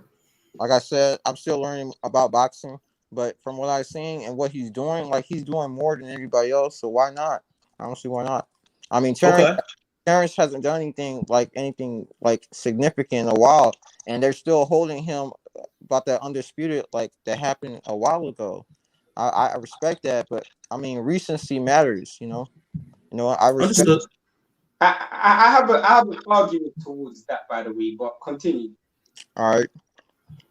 So, And they say that, well, yeah, no one wants to fight him, and that is a little bit true. You know, Al's stopping him from getting a lot of these fights, but you know, I can't ignore that what someone else is doing. You know, I think he's doing more than and I think he had a pretty weak run at 140. I think Danny had better wins, and Usyk had a better undisputed run than Terrence Crawford. Fair enough. Yeah. Let me get through the comments real quick. Jaguar said, "Just open it up for boxing." God damn it. LOL. I agree with that, brother. Yeah, man. I'm stingy, man. Will Stokes, Canelo didn't look comfortable to me from the fourth round onward until that uppercut. And Billy Joe Saunders only seemed to be growing in confidence. So who knows how much further Billy Joe could have rode that wave.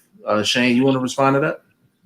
Not really, because I still think even with that, if you're fighting a guy and the guy's still in second gear and you're still losing the fight, it's not really a good look, is it?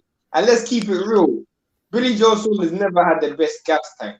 So if that would have went to round 10, 11, we don't know what would have happened. Yeah, that's true. We got Edwin Barrios in the building. Edwin Barrios, what's going on? He said, "I don't know nothing about boxing." So, yeah, Edwin, you're in the right place. You're on Facebook. So if you're not following me, definitely follow me on Facebook, G5 Jeff TV, or Jeff Drake on Facebook, G5 Jeff TV on Twitter, Instagram, I_am Shane, the number 1 on Instagram for Shane. But if you want to learn about boxing, this is the right place to be. And I mean, Boxing Learner has a channel. He's on the panel now. He has a channel. He openly says he's learning about boxing, and he comes here often, and we gave him the green light to come on the show. Say it again. Can I ask Davidian Simmons a question? Yeah, go ahead. Who's your pound for pound number 1? Man, that's a good question. I'm not sure. Like, I mean, I know people gonna throw Canelo up there. I get you can obviously. But for me, I don't know. I would actually. I know people might fry me for this, but I like Earl Spence. I'm not I gonna knew you lie. were gonna say that. Earl or like Bud. I mean, Earl of Bud. hmm Well, but brother, you know hold what? on, hold What on. Hey, Canelo's doing, he's a bad boy, so I guess I could throw him up there. Obviously, he's up there. hey, Davidian, let me tell you something real quick, bro, because it's your first time being on the live. I noticed some hesitancy in terms of you making your statement. What I want to tell you, brother, is when you get on here, like you speak your mind, man. You Okay. speak your mind. So if Spence, because I felt like you wanted to say Spence 30 seconds ago and you was just afraid of the reaction. Listen, on here, you say what you want on here. Everybody has the green light. So if somebody disagrees with you, it's just going to be a boxing conversation. Like we're not one of these channels where it's a bunch of disrespect and things like that. And I think the people that's in the panel, I think Boxing Learner, I think Brendan Jackson, they've been on and been listening long enough to know it hasn't been one time where somebody's came at them ignorant or they felt uncomfortable. You know what I'm saying? So, speak your mind, bro. Speak your mind, bro. Like, well, then, yeah, I'm gonna go with that man from Texas. I don't know. He puts on exciting fights too. I know Canelo's the cash cow and he's doing what he's doing, but I like what my man Earl doing too. And listen, I like Earl. I like Earl. Earl's at a point in his career now where it's just like it's either he fights Bud or it's always going to be that question mark. And that's what people want to see too. That fight is huge if they make that. Hopefully, we can get there. And the thing is, bro, if that fight ever happens, yo, I'm gonna, bro, I promise you, I'm gonna throw like a watch party. Yeah, I'm gonna rent out like an Airbnb or something like that. I'm emptying the piggy bank for that fight. Yo, I'm because we probably wouldn't be able to get tickets for it. We might be able to get press passes for it, but I would literally rent an Airbnb. People would go crazy over that fight if that was announced. Yeah, they would go crazy. That would surpass what Canelo's doing. Yo, bro, and that would I be would fire. literally I would literally rent an Airbnb. And I'll make sure it has a big ass like movie TV screen and shit like that. Yeah, I would just invite all of the subs. All of the subs. Them two are like the baddest at 147. So it's like I've been dreaming about that fight for a while. So yeah, I mean, bro, like, and all fans want to see is like the best fight, the best. There isn't no, oh, you're a horrible fighter. I will never fight you and all this other stuff. Like, well, then if he's horrible, then scrape him. Then if the work is that easy, just go take him out. Just go take him out. Hey, Will Stokes, I'm tired of you leaving messages, man. You're not clicking his link, but I'm gonna read it anyway. Really sorry, fellas. I'm already committed to something that's happening really shortly. Just wanted to come on for a minute to type a few things here. I'll definitely jump on next time, though. I'm gonna hold you to that. I think Bud is probably pound for pound number one. I used to definitely think Loma before his loss. So if Loma beats Tio in a rematch, he's number one again for me. I like Canelo a lot too, but probably Bud for me. That's an interesting comment, yo. Can I say? I think it was Boxing Learner who said it, and a lot of people say you can't give Bud credit for what he done before. No, I'm not saying you can't give him credit. I just say you can't hold it as the same. Like my bad, bro. Yeah, that I'm gonna respond to that.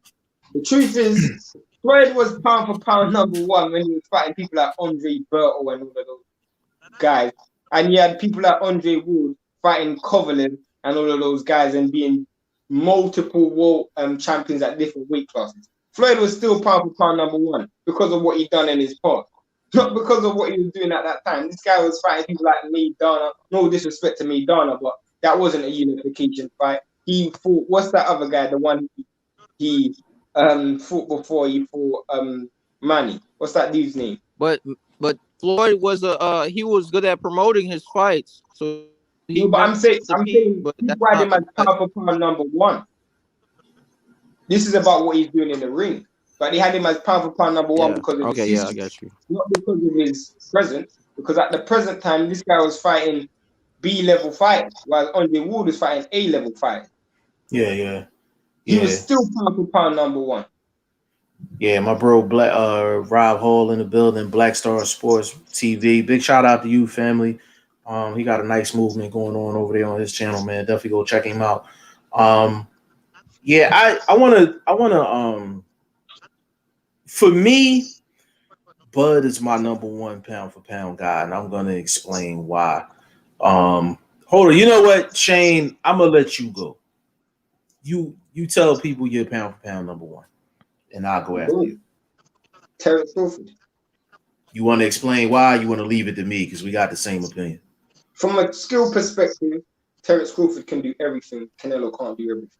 That's from a skill perspective.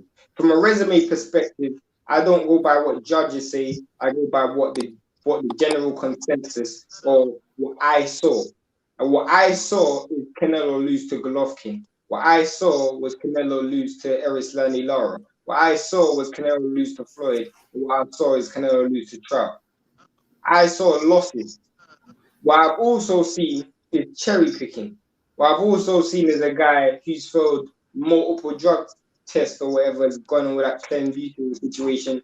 And to top it off, what I've seen, which is the most important thing, is he has never conclusively beaten anyone at the best at any division. When he's at 175, Kovalev wasn't the best. At 168, to me, Benavidez is the best. He didn't fight him. At 160, people say Golovkin was the best. Let's keep it real. Many people didn't think he won that Golovkin fight. And then at 154, he lost to Floyd, or 152 or whatever he lost. And Erislandy Lara and Trout, he lost. So I've not in one weight class have I seen him beat the best. Not one weight class. I haven't seen him beat the best in any weight class. Let me add on to that. Who just came off? Brandon Jackson. Oh, Brandon Jackson. Okay. Intangible boxing news says hello. Intangible boxing news. He's new. Definitely subscribe to the channel. I'm assuming you have a boxing channel as well. We'll definitely subscribe to you. And I go. Go ahead, bro. Go ahead. Yeah. So when we talk about Bud and the guys he's beaten, right? Mm-hmm. A lot of Ricky Burns was the first guy he beat for his world championship. Am I right? Yeah. Yes. How would you rate Ricky Burns as a fighter? I rate Ricky Burns as a B-level fighter, but that was his first world title, so I don't judge him on that fight. Judge him on that. Can I answer that? Can I answer that as well? Go ahead. I had him as a C-level fighter, like a C plus Ricky Burns. And I think his claim to fame at that time is that he was turning down the Broner fight at the time. But the thing was, Broner didn't want to go to Ricky Burns' backyard to fight him. Like, that's a fact. The fact that Bud went over there, I don't think people give him enough credit for that, because during that time, it was considered a major risk to go to another person's backyard, especially for a title fight. That's why I have a lot of respect for Earl Spence when he went out to see Kell Brook. As the B-side. You know, the B-side is the points. You always think, but it's the difference. Again, I know where you're going with this, bro, but you also have to look at the fashion in how he wins. So it's not just his wins, it's how he wins. But go on, continue, bro. Go ahead, bro. All right. Victor Postol fight.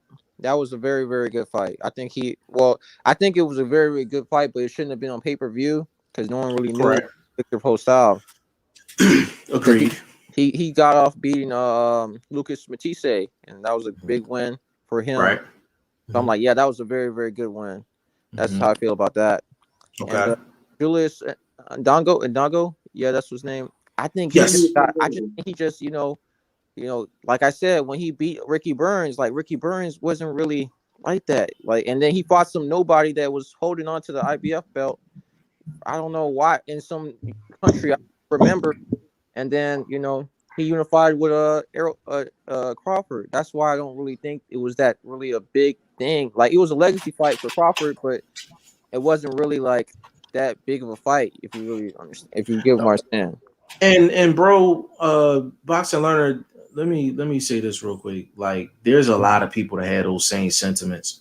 There's a lot of people that feel that way in terms of Bud. The reason why I think Bud is number one pound for pound, in my opinion, is because with Bud, he has no debateables. No debateables inside the ring, no debateables outside the ring. Like, no question marks. Like, Mhm. he has no, like, everybody that he's been in the ring with, like, he took care of business. Like, there was no doubt about it. So you look at a Canelo, right? Of course he's fought the better competition. Like, that's a given. But everybody who has Canelo beat that's top level, he's beat them like convincingly. I mean, like top level. So take Laura. He didn't beat Laura convincingly. A lot of people felt like he lost that fight. So you take Triple G. Now Shane feels like Triple G won the first fight, Canelo won the second fight. I think Triple G won both fights. Bottom line is both of those fights were highly controversial, high level. You even take a Kovalev. Kovalev was the weakest link at 175, right? Yeah. Weakest link at 175, and you can argue that was a tie going into that 11th round. And Sean, some people had Kovalev winning. You understand what I'm saying? So the sad thing about that fight is, like, we was hearing before that there wasn't going to be a weight clause, and then come to find out when it's coming leading up to the fight that there was a weight clause. I was just a little irritated with that fight because you have to remember Canelo was already in camp for that fight, while Kovalev was fighting Anthony Yarde. So as soon as he came out of the ring, bro, he was announced, "Oh, you have to fight Canelo." This guy had a 6-week camp to make 175 pounds. Not to mention, this guy already had 2 fights in that same year. He had a hard fight against the Alvarez, which was in January. A hard fight with Anthony Yarde. He had 2 hard fights, and then straight away after fight Canelo. Straight away. I didn't like that fight because that wasn't the crusher that Andre Ward fought. I agree. That was not the crusher that Andre Ward. So I'm like, I ain't really like. I mean, he beat him. I give him that, but I was like, this is not no crusher. And then all the allegations about Kovalev, about him drinking. I'm like, this is not good. The thing that's crazy about the whole drinking thing, yo. Like, because Virgil Hunter said it, like everybody like ran with it. Like, think about it, right? No, but he has allegations of beating up a lady. Right. That was too, yeah. Right. That was way, but that was way after though. That was way after that. When that drinking thing first came out, it was funny because Virgil Hunter said it, right? Virgil Hunter said it, and then Andre Ward said it, and then everybody kind of just ran with it and was just like, "Yo, Kovalev, an alcoholic. That's why he lost the fight, this, that, and the third." And I honestly was like, I didn't believe he had a drinking problem until the allegations came out with the woman. Because when you read the story, I'm like, that's some drunk people shit. That's some drunk people shit. Let's keep it real. He had those allegations. Remember, he wasn't even allowed in America at one stage. That's why he had that fight in. This is all during this whole Canelo situation. Bro, and on the night of the fight, there's a Canelo's been training for the fight to be at 11 o'clock. The fight, Canelo comes in, nope, the fight's at 12 o'clock. What? This guy, the whole entire fight, this guy was just playing so much shenanigans. And I still think Kovalev was winning. That's the funniest. You can make the argument he was winning. Like, and it's just, so you take Austin Trout, debatable. You know what I'm saying? To me, he beat Austin Trout. He looked good beating him. Let's see. I thought Trout won. I thought Trout won that fight. I thought Trout won the fight. The video, who you thought won the fight, bro? Canelo got the knockdown. Canelo got the knockdown. I think he looked great. In that fight. He looked very dynamic, and it was like just very eye-catching shots, man, for me. Didn't he wobble? He knocked him down. Yeah, he knocked him down. I don't know. It was a close fight, though. It was a close fight. know, boxing learner that what's it called? Trout outlanded him in nearly every single round. To me, that was a whole bunch of touch shots, a lot of touch. You know how they do the touch stuff? Like that was a lot of that was like touch shit. Yeah, and that's all like how you judge a round as well, and that's something that we like to get into on the channel. I would definitely go back and look at those fights though. That's just point. What fight has Golovkin Crawford? I'll be right back, you guys. Go ahead. I got him. What fight has Crawford had? I think Davidian run a club, yo. I think he run a club, man, for sure. What fight had Crawford? Firstly, he was so tired, chilled back. He's probably got a chick round there. Now he's just playing that late night music or something like that. Davidian definitely he run one of them speakeasies and shit. Like, you know what I'm saying? Jaguar, let me get through these comments real quick. That's a very good question. Terrence Crawford, the greatness and a softball from Oklahoma does just like Demetrius Andrade, another lefty. Now I feel you on that. Toshi in the building. Toshi. This is a very good question. Yeah, would Crawford still be number one if Canelo becomes undisputed? Can I answer that real quick? Go on. Okay. So if Canelo beats Caleb Plant and becomes undisputed at 168, Canelo officially becomes number one on my pound for pound list. By default. He becomes number one on my pound for pound list. Because I want to say this real quick.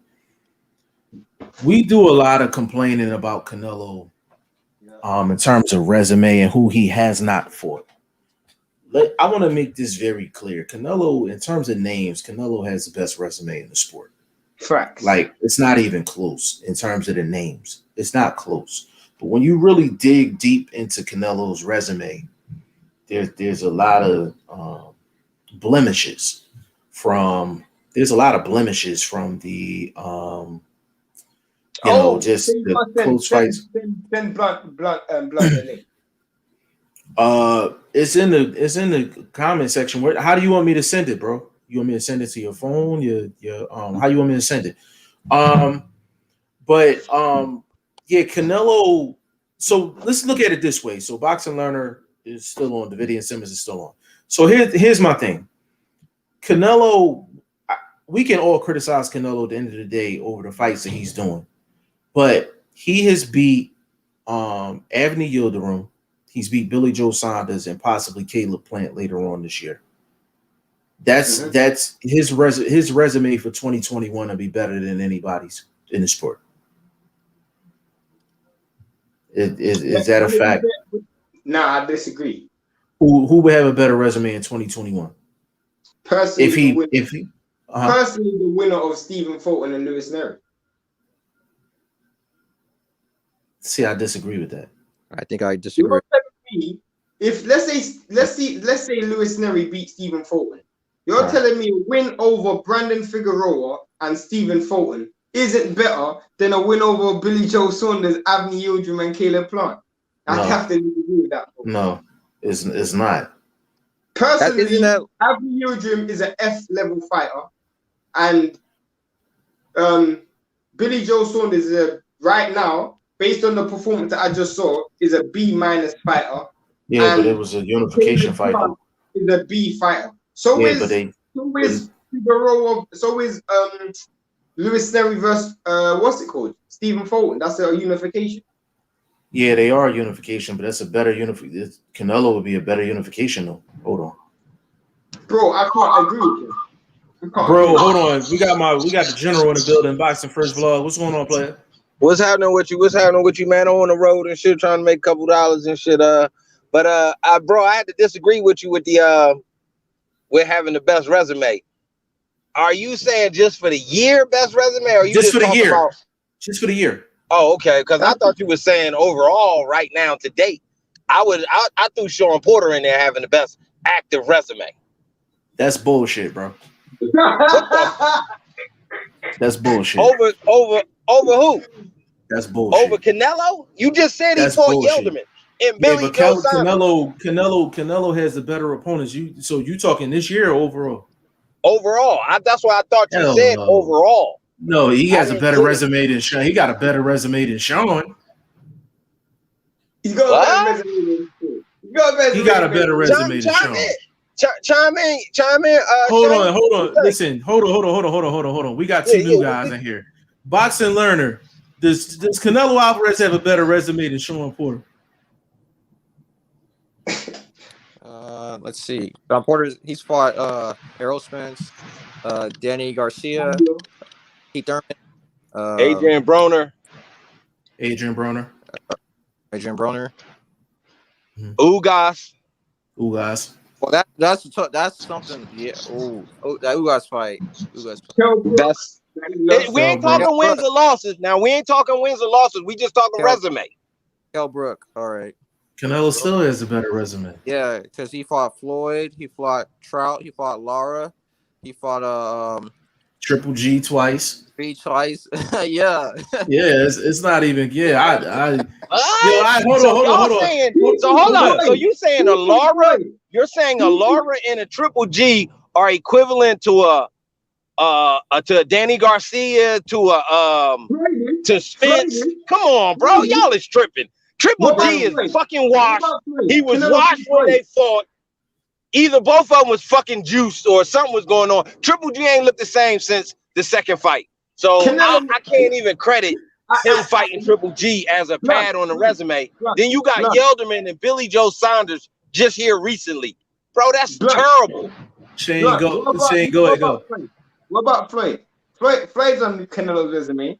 Floyd's on Canelo's resume. Nobody better than Floyd. Nobody better than Floyd.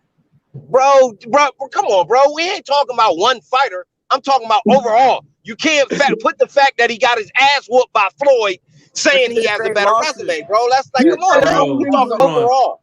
Give me other names on there, relevant names. Hold on, bro. Hold on. Vlog, hold on. Let me explain this to the people. This is the first time Vlog has been on the live in 2 months, and he comes out the gate on that Blunt Bayless shit.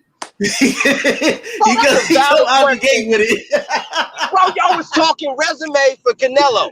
Bro. And you said this year, you put Billy Joe Saunders and Yelderman on the list to say right now he had the best year. I can't say he hasn't, but I'm not impressed by it though. Billy Joe Saunders and Yelderman. Blunt, let me ask you this. Yeah, I'm with you. I agree to disagree with Jeff when he's saying it's the best year. Do you not think if Stephen Thornton, who's already beaten Angelo Leo, and if he beats Lewis Neri in September, do you not think that's better wins than what Canelo had, in my opinion? Those are two A-level fighters. Or A. Hold on, I didn't get the name. What fighter? I heard Neri. I didn't hear the name of the fighter. If Stephen Thornton, who's already beaten Angelo Leo, and he beats Lewis Neri. Oh, yeah. I give here if that happens, yeah. But I don't know if he can beat Neri, bro. I don't know if he got the power to keep Neri off of him. Okay, but bro, if Neri wins, then Neri has a better year picture. Because Neri's about to fight Brandon Figueroa. I mean, he beats Figueroa. That's a name to argue with for the year. But we talking overall resume to date. Now, I'm talking Let's about say just the past decade. That's I brought up Porter. That's all I was interjecting. I didn't mean to take over the argument or nothing. Or the discussion. You know the thing that's funny? I had this same conversation with Blunt a couple months ago. In terms of Sean. So Sean has fought Spence. He's fought Keith Thurman. He's fought Danny Garcia. He's fought Kell Brook. He's fought Adrian Broner. So that's Ugas. 5. And he fought Ugas. So that's 6, right? So that's 6. That's his top 6 fights. Now, mind you, he's lost all. He also fought an undefeated German champion in Fort Miller. Undefeated, came in. Come on, man. You gotta give dudes like that they propers, bro. Come on, bro. Ain't nobody putting Fort Miller on his back. Bro. I'm giving Fort Miller some credit. Bro. Putting him on the resume. Bro. That's the sole reason why I'm fucking around. Hey, bro. Listen. So that's his top 6 guys, right? So you take Canelo. you got Floyd, you got Triple G, right? Two. That's 2. Run them down, Shane. Run them down. Run down all of his Canelo top 6 opponents. Floyd, Triple G, Danny Jacobs, Kovalev. Danny Jacobs is garbage. Trout is garbage. What? Danny Jacobs, he exposed himself fighting Gabe Rosado. So any fight, you can't even credit him with being on somebody's resume the way he fighting right now. So even though he showed up against Canelo, he still got whitewashed, bro. I can't even. He's a B level, C level fighter. You can't even put him up there with Keith Thurman. A vlog. So you're telling me over the past 10 years, Sean Porter has the best resume out of anybody? The best resume in boxing. He has the best resume in boxing in the past decade. Jesus. Yo, that is Blunt Bayless right there. I know it's a BoxingFirst Vlog on his handle, but that is Blunt Bayless. Let's keep in it the real. flesh. Let's keep it real. Sean has been at. Man, y'all got me out here in the HOV lane speeding. But Sean has been at. Hold on, you was speeding before you got on the live, my nigga. You ain't cut shit. That out, man. cut that shit out. A Davidian and boxing learner. This is BoxingFirst Vlog, man. This is the 3rd member of the team. What up, bro? So yeah, man. What's going on, man? We got the new cats in here, man. So they're new to the BoxingFirst Vlog experience. Blunt, I miss you, bro. Where you been? I miss you. You need to jump on, bro. Man, hey, bro, I gotta have this surgery in the morning, bro. I'm trying to get my you know what I'm saying? I'm trying to get healthy and shit, man, get some shit right. So they got to check on the board for this cancer thing, bro. So took these little polyps out of cat the other day. And, you know, got to do the biopsy, you know what I mean? So, you know, hopefully the boy stay around, you feel me? So that's what's going on with me. That's why I ain't really been active. Like I said, man, I got the son at the house and his coming and goings. It's hard to really work, you know what I mean, when he walking in the crib the way he do. So, you know what I mean? Bro, but I'm trying to settle things and get back real active. I hope I see you when I touch down in America in September, bro. Yeah, so we all gonna link up in September. Yeah, pull up, bro. You already know everybody's safe when I'm in the building, so you feel me? You know the spill with me. Right, exactly. Hold on, let me get these comments real quick. Toshi said, what up, what up? Right. It would be really hard not to say he is after facing 3 young champions that were undefeated. Yeah, I Boxer Learner, you want to say something, bro? Go ahead. Now I gotta get off real quick, but I'll see you guys later. No, go ahead, do your thing, bro. We'll get what you play. Appreciate you jumping on, yo. All right. Beams 2K, he said, what's up, my guys? G Fizzle and Shane. Beans 2K and Canelo is running from Boo Boo Andrade fight. The guy is like Clubber Lang and Rocky first meeting. Yeah, nah, he definitely don't want that fight. Toshi said, Porter, he just fought for Miller if he might fight Crawford. That's to you, he said, bro. We got Rocky Rodriguez in the building. What's going on, brother? Rocky Rodriguez, I think you knew. Is he new? Rocky Rodriguez is new? I think Rocky Rodriguez is new. So I've seen him before. You seen Rocky Rodriguez? Well, subscribe to the channel if you're not subscribed. He said Canelo pound for pound #1. I mean, a lot of people are saying that, bro. Like a lot of people are saying that. Again, this would be to Rocky Rodriguez. I'm assuming you're a big Canelo fan because you're, team Mexican Spanish that so I'm not going to disrespect the guy or nothing, but he ain't pound for pound on my list. Let's put it that way. Yeah, but it's a lot of people that feel like Canelo is #1. But let me tell you how vast the opinions are. So, Davidian said that he thinks Errol Spence is #1 pound for pound. Am I quoting you correct, Davidian? I think the video might have jumped off again.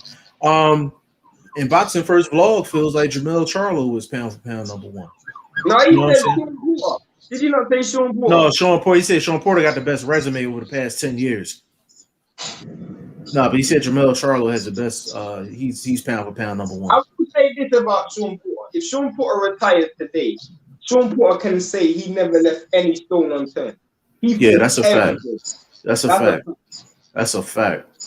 That's 100% facts. You know what I'm saying? So y'all kind of agreeing with me, right? No, I ain't like agreeing y'all with you, playing ass.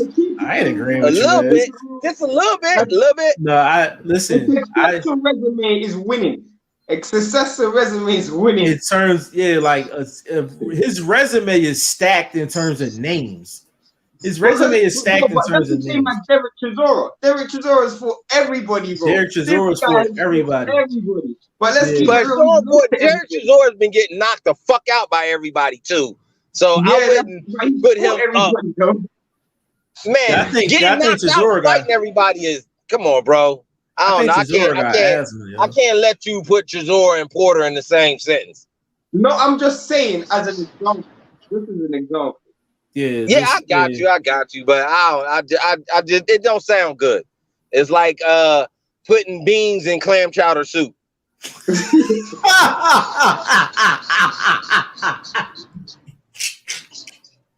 Yo,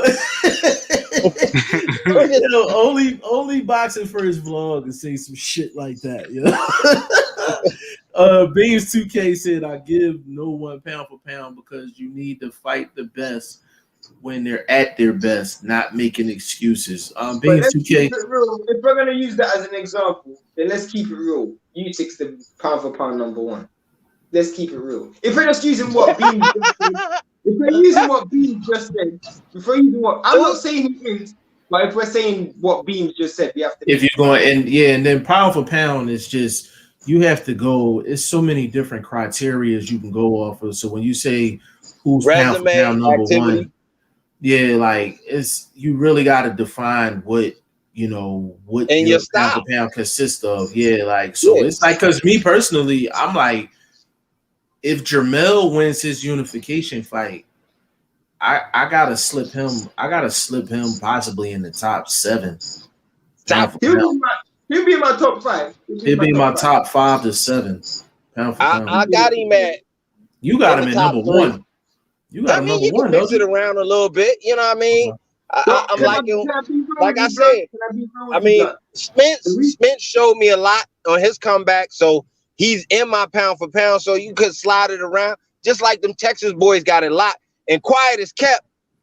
I got Jaime Munguia in my top 10 pound for pound fighter. Flipping hell, bro. Shane, you can respond to that. Go ahead. I ain't responding to that, bro. I can't. So you saying Jaime Munguia is not a solid fighter, accomplished? He's a good fighter. He's a good fighter. That's what I'm saying. Undefeated. Hold up, but undefeated. Bro, style nice, bro. Style nice, bro. What happened? I said top 15 worst. What happened? Top 15, bro. Top 15. Tell me who in London better than him right now. Nobody. Give me one of your fighters from your side of the pond that's better than Jaime Munguia. I don't rate British fighters. So I don't know why you said I don't rate British fighters. Why did you say I don't rate? But hold on, we still on the hype. What did he say? He said how many gonna get in the top 10? Top 10 of what? Pound for pound. Pound for pound of what? See now you being disrespectful. Y'all gonna stop disrespecting Jaime Munguia's accomplishments. Yo, hold on. I thought Dennis Hogan gave him a tough fight. Bro, I don't know. Hey, bro, man, you can't. I mean, bro. Boxing First Vlog always has a dark horse in his pound for pound list. I can't even say he's like out of character right now. Like he's not even out of character. Like but I don't agree with that. Me personally, but I like Jaime Munguia. I just don't think he's on the level yet. I don't think he's on the level yet. But until he gets off a Golden Boy, he's never going to get an opportunity to really. Can I give you my pound for pound top 10, blood? Give us your top 5. Give us your top 5. Nah, my top 5. And I always say this, and I know I'm going to get slapped, but I don't care. My pound for pound top 5 is very simple. My pound for pound top 5 is Bud, Usyk, Canelo, who was my 4 and 5? That's why I said top 5. Errol Spence. Errol Spence is in my top 5, and can't think of any. And Andrade. That's my top 5. And Andrade. That's my top 5. Who your top 5, vlog? Off the dome. Off the dome. Right now I got Spence in there. Obviously, I got Mel in there. Just because of his past situations, it's like Canelo's on the outside of my top 5 just because of the Nevada situation from some years ago. So for me, you know what I mean? It's just almost like I respect what you're doing and have done, but when you talking super elite and, you know, we want to give credit pound for pound, I just got him outside. But I'll put him on the list for now, just not to take up a lot of space. But honestly, I still got Porter in my top 5, all around fighter pound for pound. So that's 4 or 5 right there. You love and Tiafimo. I got Tiafimo on my top. Tiafimo, but you can mix it up anyway. Right now, even with Mel, I'll let Spence replace Mel at the top. I'll let Tiafimo replace Mel at the top. You know what I mean? You can mix mines around, but bottom tier wise, you talking you know what I mean? You would be talking Canelo and somebody like that, you know what I mean? But just because of his past question history. So, and then like I said, man, the way he's been jumping around in weight, man, you ain't doing that naturally, bro. You was not running around eating asparagus, nigga. So you said you got tainted off of meat the first time. So obviously you eating. What's going on? How you cutting it? You know what I mean? How is it staying off? And you retaining all this power. So I'm just saying, bro. I'm not calling him a cheat, but you've admitted to, I ate some bad shit or whatever. You know, y'all all with the mystery meat. So, you know what I mean? I don't know. It is what it is. But like I said, based on accomplishments, I would be a fool not to have him in the top 5 pound for pound discussion, even on my list. I listen, Blunt. I gotta check your mail, brother. I gotta check your mail. I gotta check your bank account, man, because I think you getting paid by the Porter way. I think you got them as an employer, and I think Emmanuel Tegu ENT, you definitely getting paid by them. Man, bro, I've been calling for that fight that you put me up on, bro. I ain't seen nobody else jump on that shit and support that. Javier Fortuna and Emmanuel Tegu, man, they need to make that happen, bro. That's a good fight. That's definitely a good fight. Let me get these comments real quick before we roll up out of here. Beams 2K, he said he's fighting bums. Jaime Munguia. Rocky Rodriguez says I weigh accomplishments high in the pound for pound. Agreed. And Rocky also said he has Canelo, Anthony Joshua, Spence, Mel, and Tiafimo. Wow. Anthony Joshua? Wow. I can respect that. I can respect Anthony Joshua. Solid pick. At number 2 though? At number 2 though? When I take people top 5, I kind of can mix them around. Mix it around? Yeah, just okay. You know, when I didn't think like putting them right at number 2, but just being in that top 5, I like that name in there, period, on anybody's list. Yes, I mean anybody that puts a heavyweight in the top 5 pound for pound, it kind of it's a highlight. You know what I'm saying? A lot of people don't agree with that. Usic's in my top 5. Yeah. So, Davidian, what's your top 5, brother? Oh, that's a good question. I never really had a list. Let's see. Obviously, I'm gonna say Earl. Okay. Bud. Okay. Canelo. Jermell. Okay. And damn, I'm not sure about 5th one. There's so many great fighters. I never really think like that. I don't know. I don't really have a list. I know a lot of people have a list. They come out with their whole, shopping list full of fighters. But right. I'm a big fan of all of them. But the Canelo, that's the only thing. Like him with the clenbuterol, that people gonna hit him with that forever. So right. Unfortunately. Right. Yeah, I mean, and it is what it is, man. But I'm like, when you have a positive test, man, like that's not once but twice, right? Yeah, you give everybody the green light. Yeah, I don't want to cut y'all off, but while I got this quick thought, Is there any guy from across the pond that we could put on that list right now? Just in the top 10. Any Josh guy. Taylor? Josh Josh Taylor. Taylor. He fired. Josh He Taylor. fired. Josh So Taylor. what y'all think of the Josh Ramirez Taylor's a versus Josh Taylor? I think just Taylor wins it. So I think Josh Taylor wins that fight. Yeah, that's a tough one to pick. I like Ramirez. I like Taylor too. Taylor wins that fight. He's in my top 5. Yeah, if Josh Taylor wins that fight, he's definitely. I think he creeps into my top 5. I think over the next. I'm not gonna lie, 5-weight world champion. I know Blunt doesn't like this lower weight classes, but Estrada. And I thought Estrada lost his last fight. But we Canelo lost 5 fights, but he's still in our top 5 minutes. So let's keep it real. I couldn't hear you, but bro. I didn't hear none of that. Go ahead, repeat that. What did he say, Jeff? Go ahead, Shane. I said, what about Estrada? 5-weight world champion. Yeah, but he lost to Chocolatito though. I know, but I'm just saying on the resume. No. I'm with you. On the resume, don't say that. We're going by people. No, that's a fact. That's a fact. That's very true. If you're going by Canelo, what we thought of Canelo was in our top 10. Let's keep it real.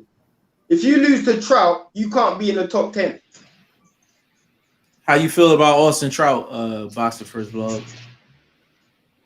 Man, Austin Trout is fucking trash, bro. That dude is trash, bro. Canelo lost. I don't know why y'all keep bringing him up when y'all talk about Canelo. He lost that fight. I can't give nobody that fight. I don't care how much you may have pity patted your way to out punching Canelo. You didn't put no steam on that dude. I remember that fight. You was not putting no steam on that dude, bro. And that root and Canelo was touching you with one shot. He ain't get you out of there, but he was hitting you with several one power shots that would just take the whole round. You know what I'm saying? So it's like, come on, bro. I don't got. Man, he's been out of shape. Yeah, I mean, I don't know, bro. I never did like him. I never liked his style. You know what I mean? I appreciate him, being a boxer and all of that and respecting, but I didn't think he was the business to be on HBO, Showtime, anybody network. Davidian, I like Brandon Figueroa. Hold on, Davidian. I had to throw BoxingFirst Vlog that alley-oop. I knew what he was going to say as far as Austin Trout goes. But go ahead, Davidian. What was you saying? No, I was wondering because isn't that that fight between Brandon Figueroa and Luis Nery this weekend? I think. Yes. Yeah, so we're gonna go live. We're going live tomorrow. We're gonna go live tomorrow. So okay. What's today? Monday. Yep. One of the fights I like. That's gonna be a really good fight. Yeah, that's gonna be a real good fight. I'm actually curious to see if Nery makes weight. He keeps because he was talking about moving up before they even made that fight. Yeah. So he just moved up to that weight class. He just moved up to 122. Shane, weight again. Yeah. Shane, did you put it on? No, she's in the bed. Okay, I'll come down in a second. Okay, take the burgers out. Okay. All right. Yeah, I'm sorry. Here I come. Yeah. Hey Shane, while I have you on the line, bro, can I get a couple thumbnails from you? Can I get the Luis Nery and Figueroa thumbnail for tomorrow? Mm-hmm. Can you also do one for which we gonna touch on this AJ Fury situation and this Fury Wilder situation? So can we get one with all three of them? Yeah. Like basically which fight is gonna happen first? Those are the next 2 lives that I want to do. So we can get those thumbnails up. I want to wish you a speedy recovery, bro. Yeah, man. I appreciate you, bro, man. I'm not staying in the hospital, so that's the good thing. It's supposed to be like an in and out joint. Hopefully, your bro be back talking regular. You know what I mean? My nose back the way it should be, and I ain't got that fucking cancer shit, bro. So, but I ain't nothing but love from your guys and shit, bro. So I'm gonna stay tuned. You know what I mean? I'm gonna be in tomorrow watching y'all work tomorrow. I ain't gonna be able to talk, but because I'm gonna have my nose all full of shit. So. But ain't nothing but love, bro. I appreciate y'all letting me jump in real quick. I'm on the road, you know me. I'm a road warrior, baby. You know what I'm saying? Yeah, So you already know. I appreciate it, man. It was good chop. To the Hold new on. homie. Hey, Hope Blunt. you jump back in with the fam real soon.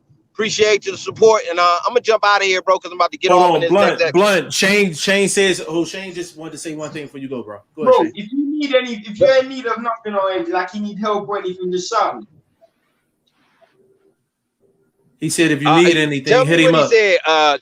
said. He said if you need anything, hit him up. Bro. If you need anything, hit him up. All right, bro. I got you. Appreciate it, man. One love, fam.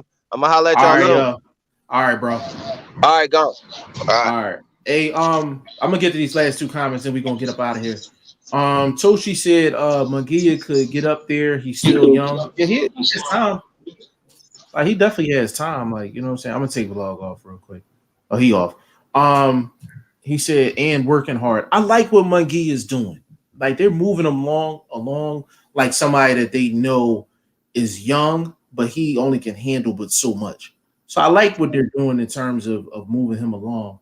But we gonna close it out right there, man. Like we've been chopping it up for 2 hours and 15 minutes. This was a really good live. We gonna do a roll call. First of all, Davidian Simmons, man.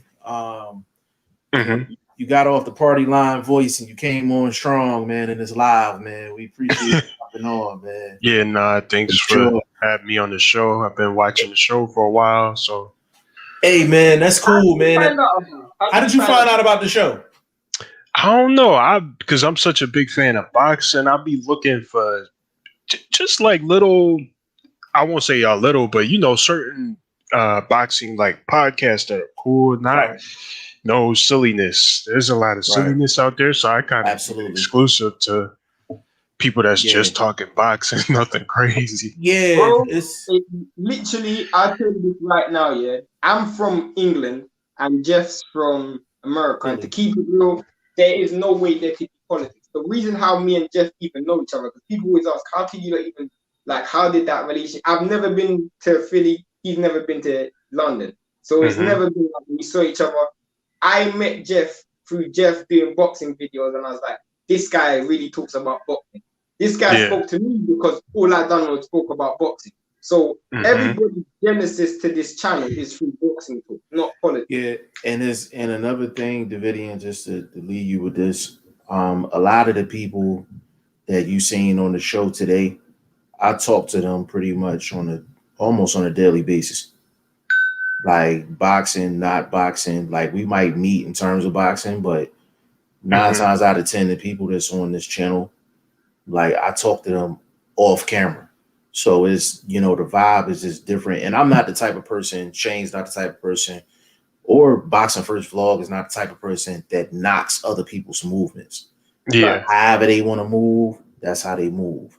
But over here, everybody that's on the channel has the green light to hit me up on Instagram, Twitter. I get right back. Shane gets right back. Like, and it's one of those things where I could run through some names and they'll tell you like, yo, I holler at Jeff like on a daily basis. Like Toshi knows he can hit me up anytime. Beams, 2K, same thing. Jaguar Paul's been on for a while. Black Star Sports, he's been on a couple times. Will Stokes, we in the same Instagram group. You know what I'm saying? YSM Sports Media. We've met in person, by the way. None of these guys we've met in person. You know what I'm saying? Okay. YSM Sports Media. Like I talked to him. I met him at the Artur Beterbiev meet and greet before he fought Volstik. And me and him been tight ever since. You know what I mean? Trey. All of these guys. You know what I'm saying? Jay Banks. I used to work with Jay Banks. Boxing Learner reaches out. L-Dub Boxing is one of the best YouTube channels in the business, and me and him talk all the time. So it's Chris G. We talk all the time. Like it's bigger than it's boxing, but it's bigger than boxing. I'm like, we're trying to build a community of people that want to talk about boxing, but at the same time, we're cool enough to where if somebody wanted to talk about something outside of boxing, we can chop it up. Like, so if Shane had an issue outside of boxing, like Shane know he can call me. Like, or if I needed something, I know I can call Shane, or if I need an opinion on something, I can call Shane. There's a difference between, I said all that to say this, like there's a difference between having a channel and a movement. There's a huge difference between the two. You know what I mean? So we really have a movement over here. So to let you know, bro, you got the green light. Whenever we go on live, you got the green light. If you in the comment section, all you got to do is be like, bro, send me a link. Okay. Send me a link. Yeah. There's no rap. Because I like no the, you know, I'm a big boxing fan, so, you know, I might not know everything, but that's cool. And that's learn cool. it, though. Bro, that's cool. The thing is, we're not one of these channels that's like, you see it all the time in comment sections. They be like, oh, you don't know shit about boxing, this, that, and the third. I'm like, why you can't come somewhere and learn about the sport?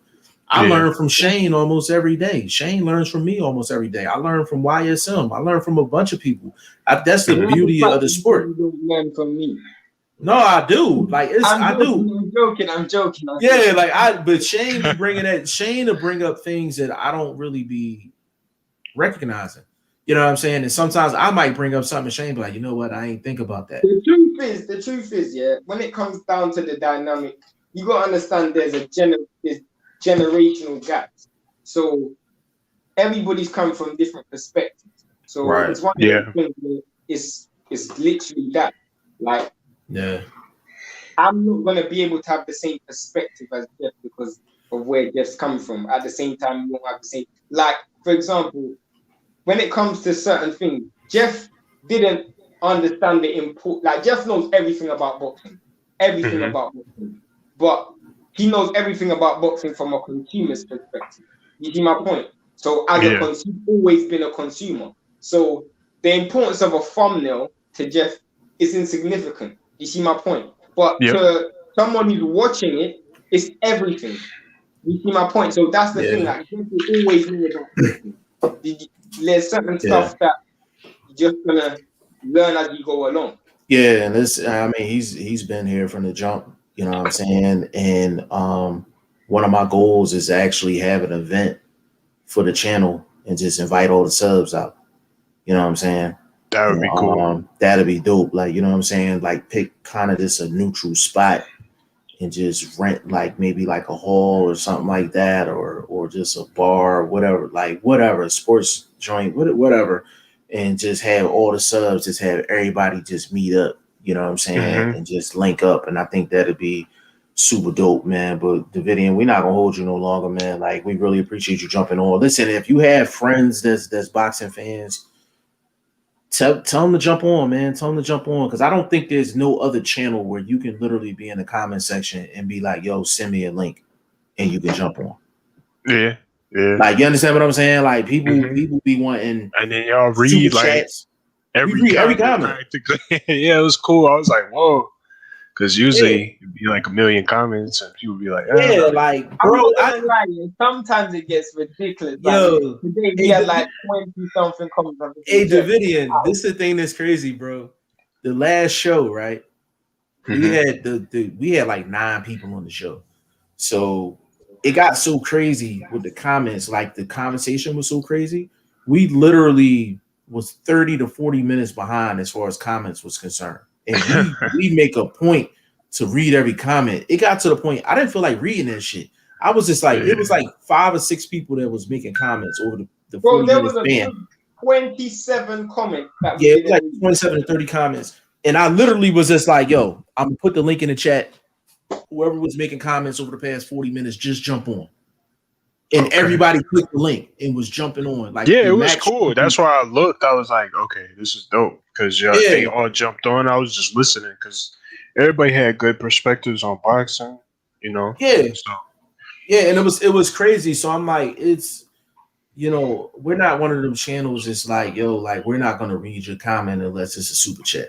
Yeah, you understand what I'm saying? Or if you don't have the same opinion as us, we gonna block you. Like, you know what I mean? Like, we don't do that. And again, the people that are doing that, we're not knocking them. If you want to come somewhere and get your opinion off and actually speak your mind and actually learn and debate and things like that, and actually have fun on a live. Like, because I never say, for me, when I'm using Facebook or YouTube. I never say bad comments to nobody. It's just not in me to do that. You a rare breed. It's You a always rare love. breed. I mean, because I know a lot of these platforms be used. They can be good, but a lot of times they use for like, for bad. Propaganda. Anyway. Yeah, it's propaganda. Yeah. Like it's so much negativity. It's so much negativity with a lot of these channels when they do have some good content. Yeah, go ahead. All right. Well, listen, we're gonna close it out right there. Right. Jaguar Peace. said, I love this well-balanced and humble jump YouTube channel and all its guests. I'm still working and laughing as you guys joke around, and I just really enjoy this. Jaguar Boss, we appreciate you. Big shout out to Davidian Simmons. But listen, on behalf of VP Shane and G5 Jeff TV, this was another good live, man. Salute to everybody. We are out.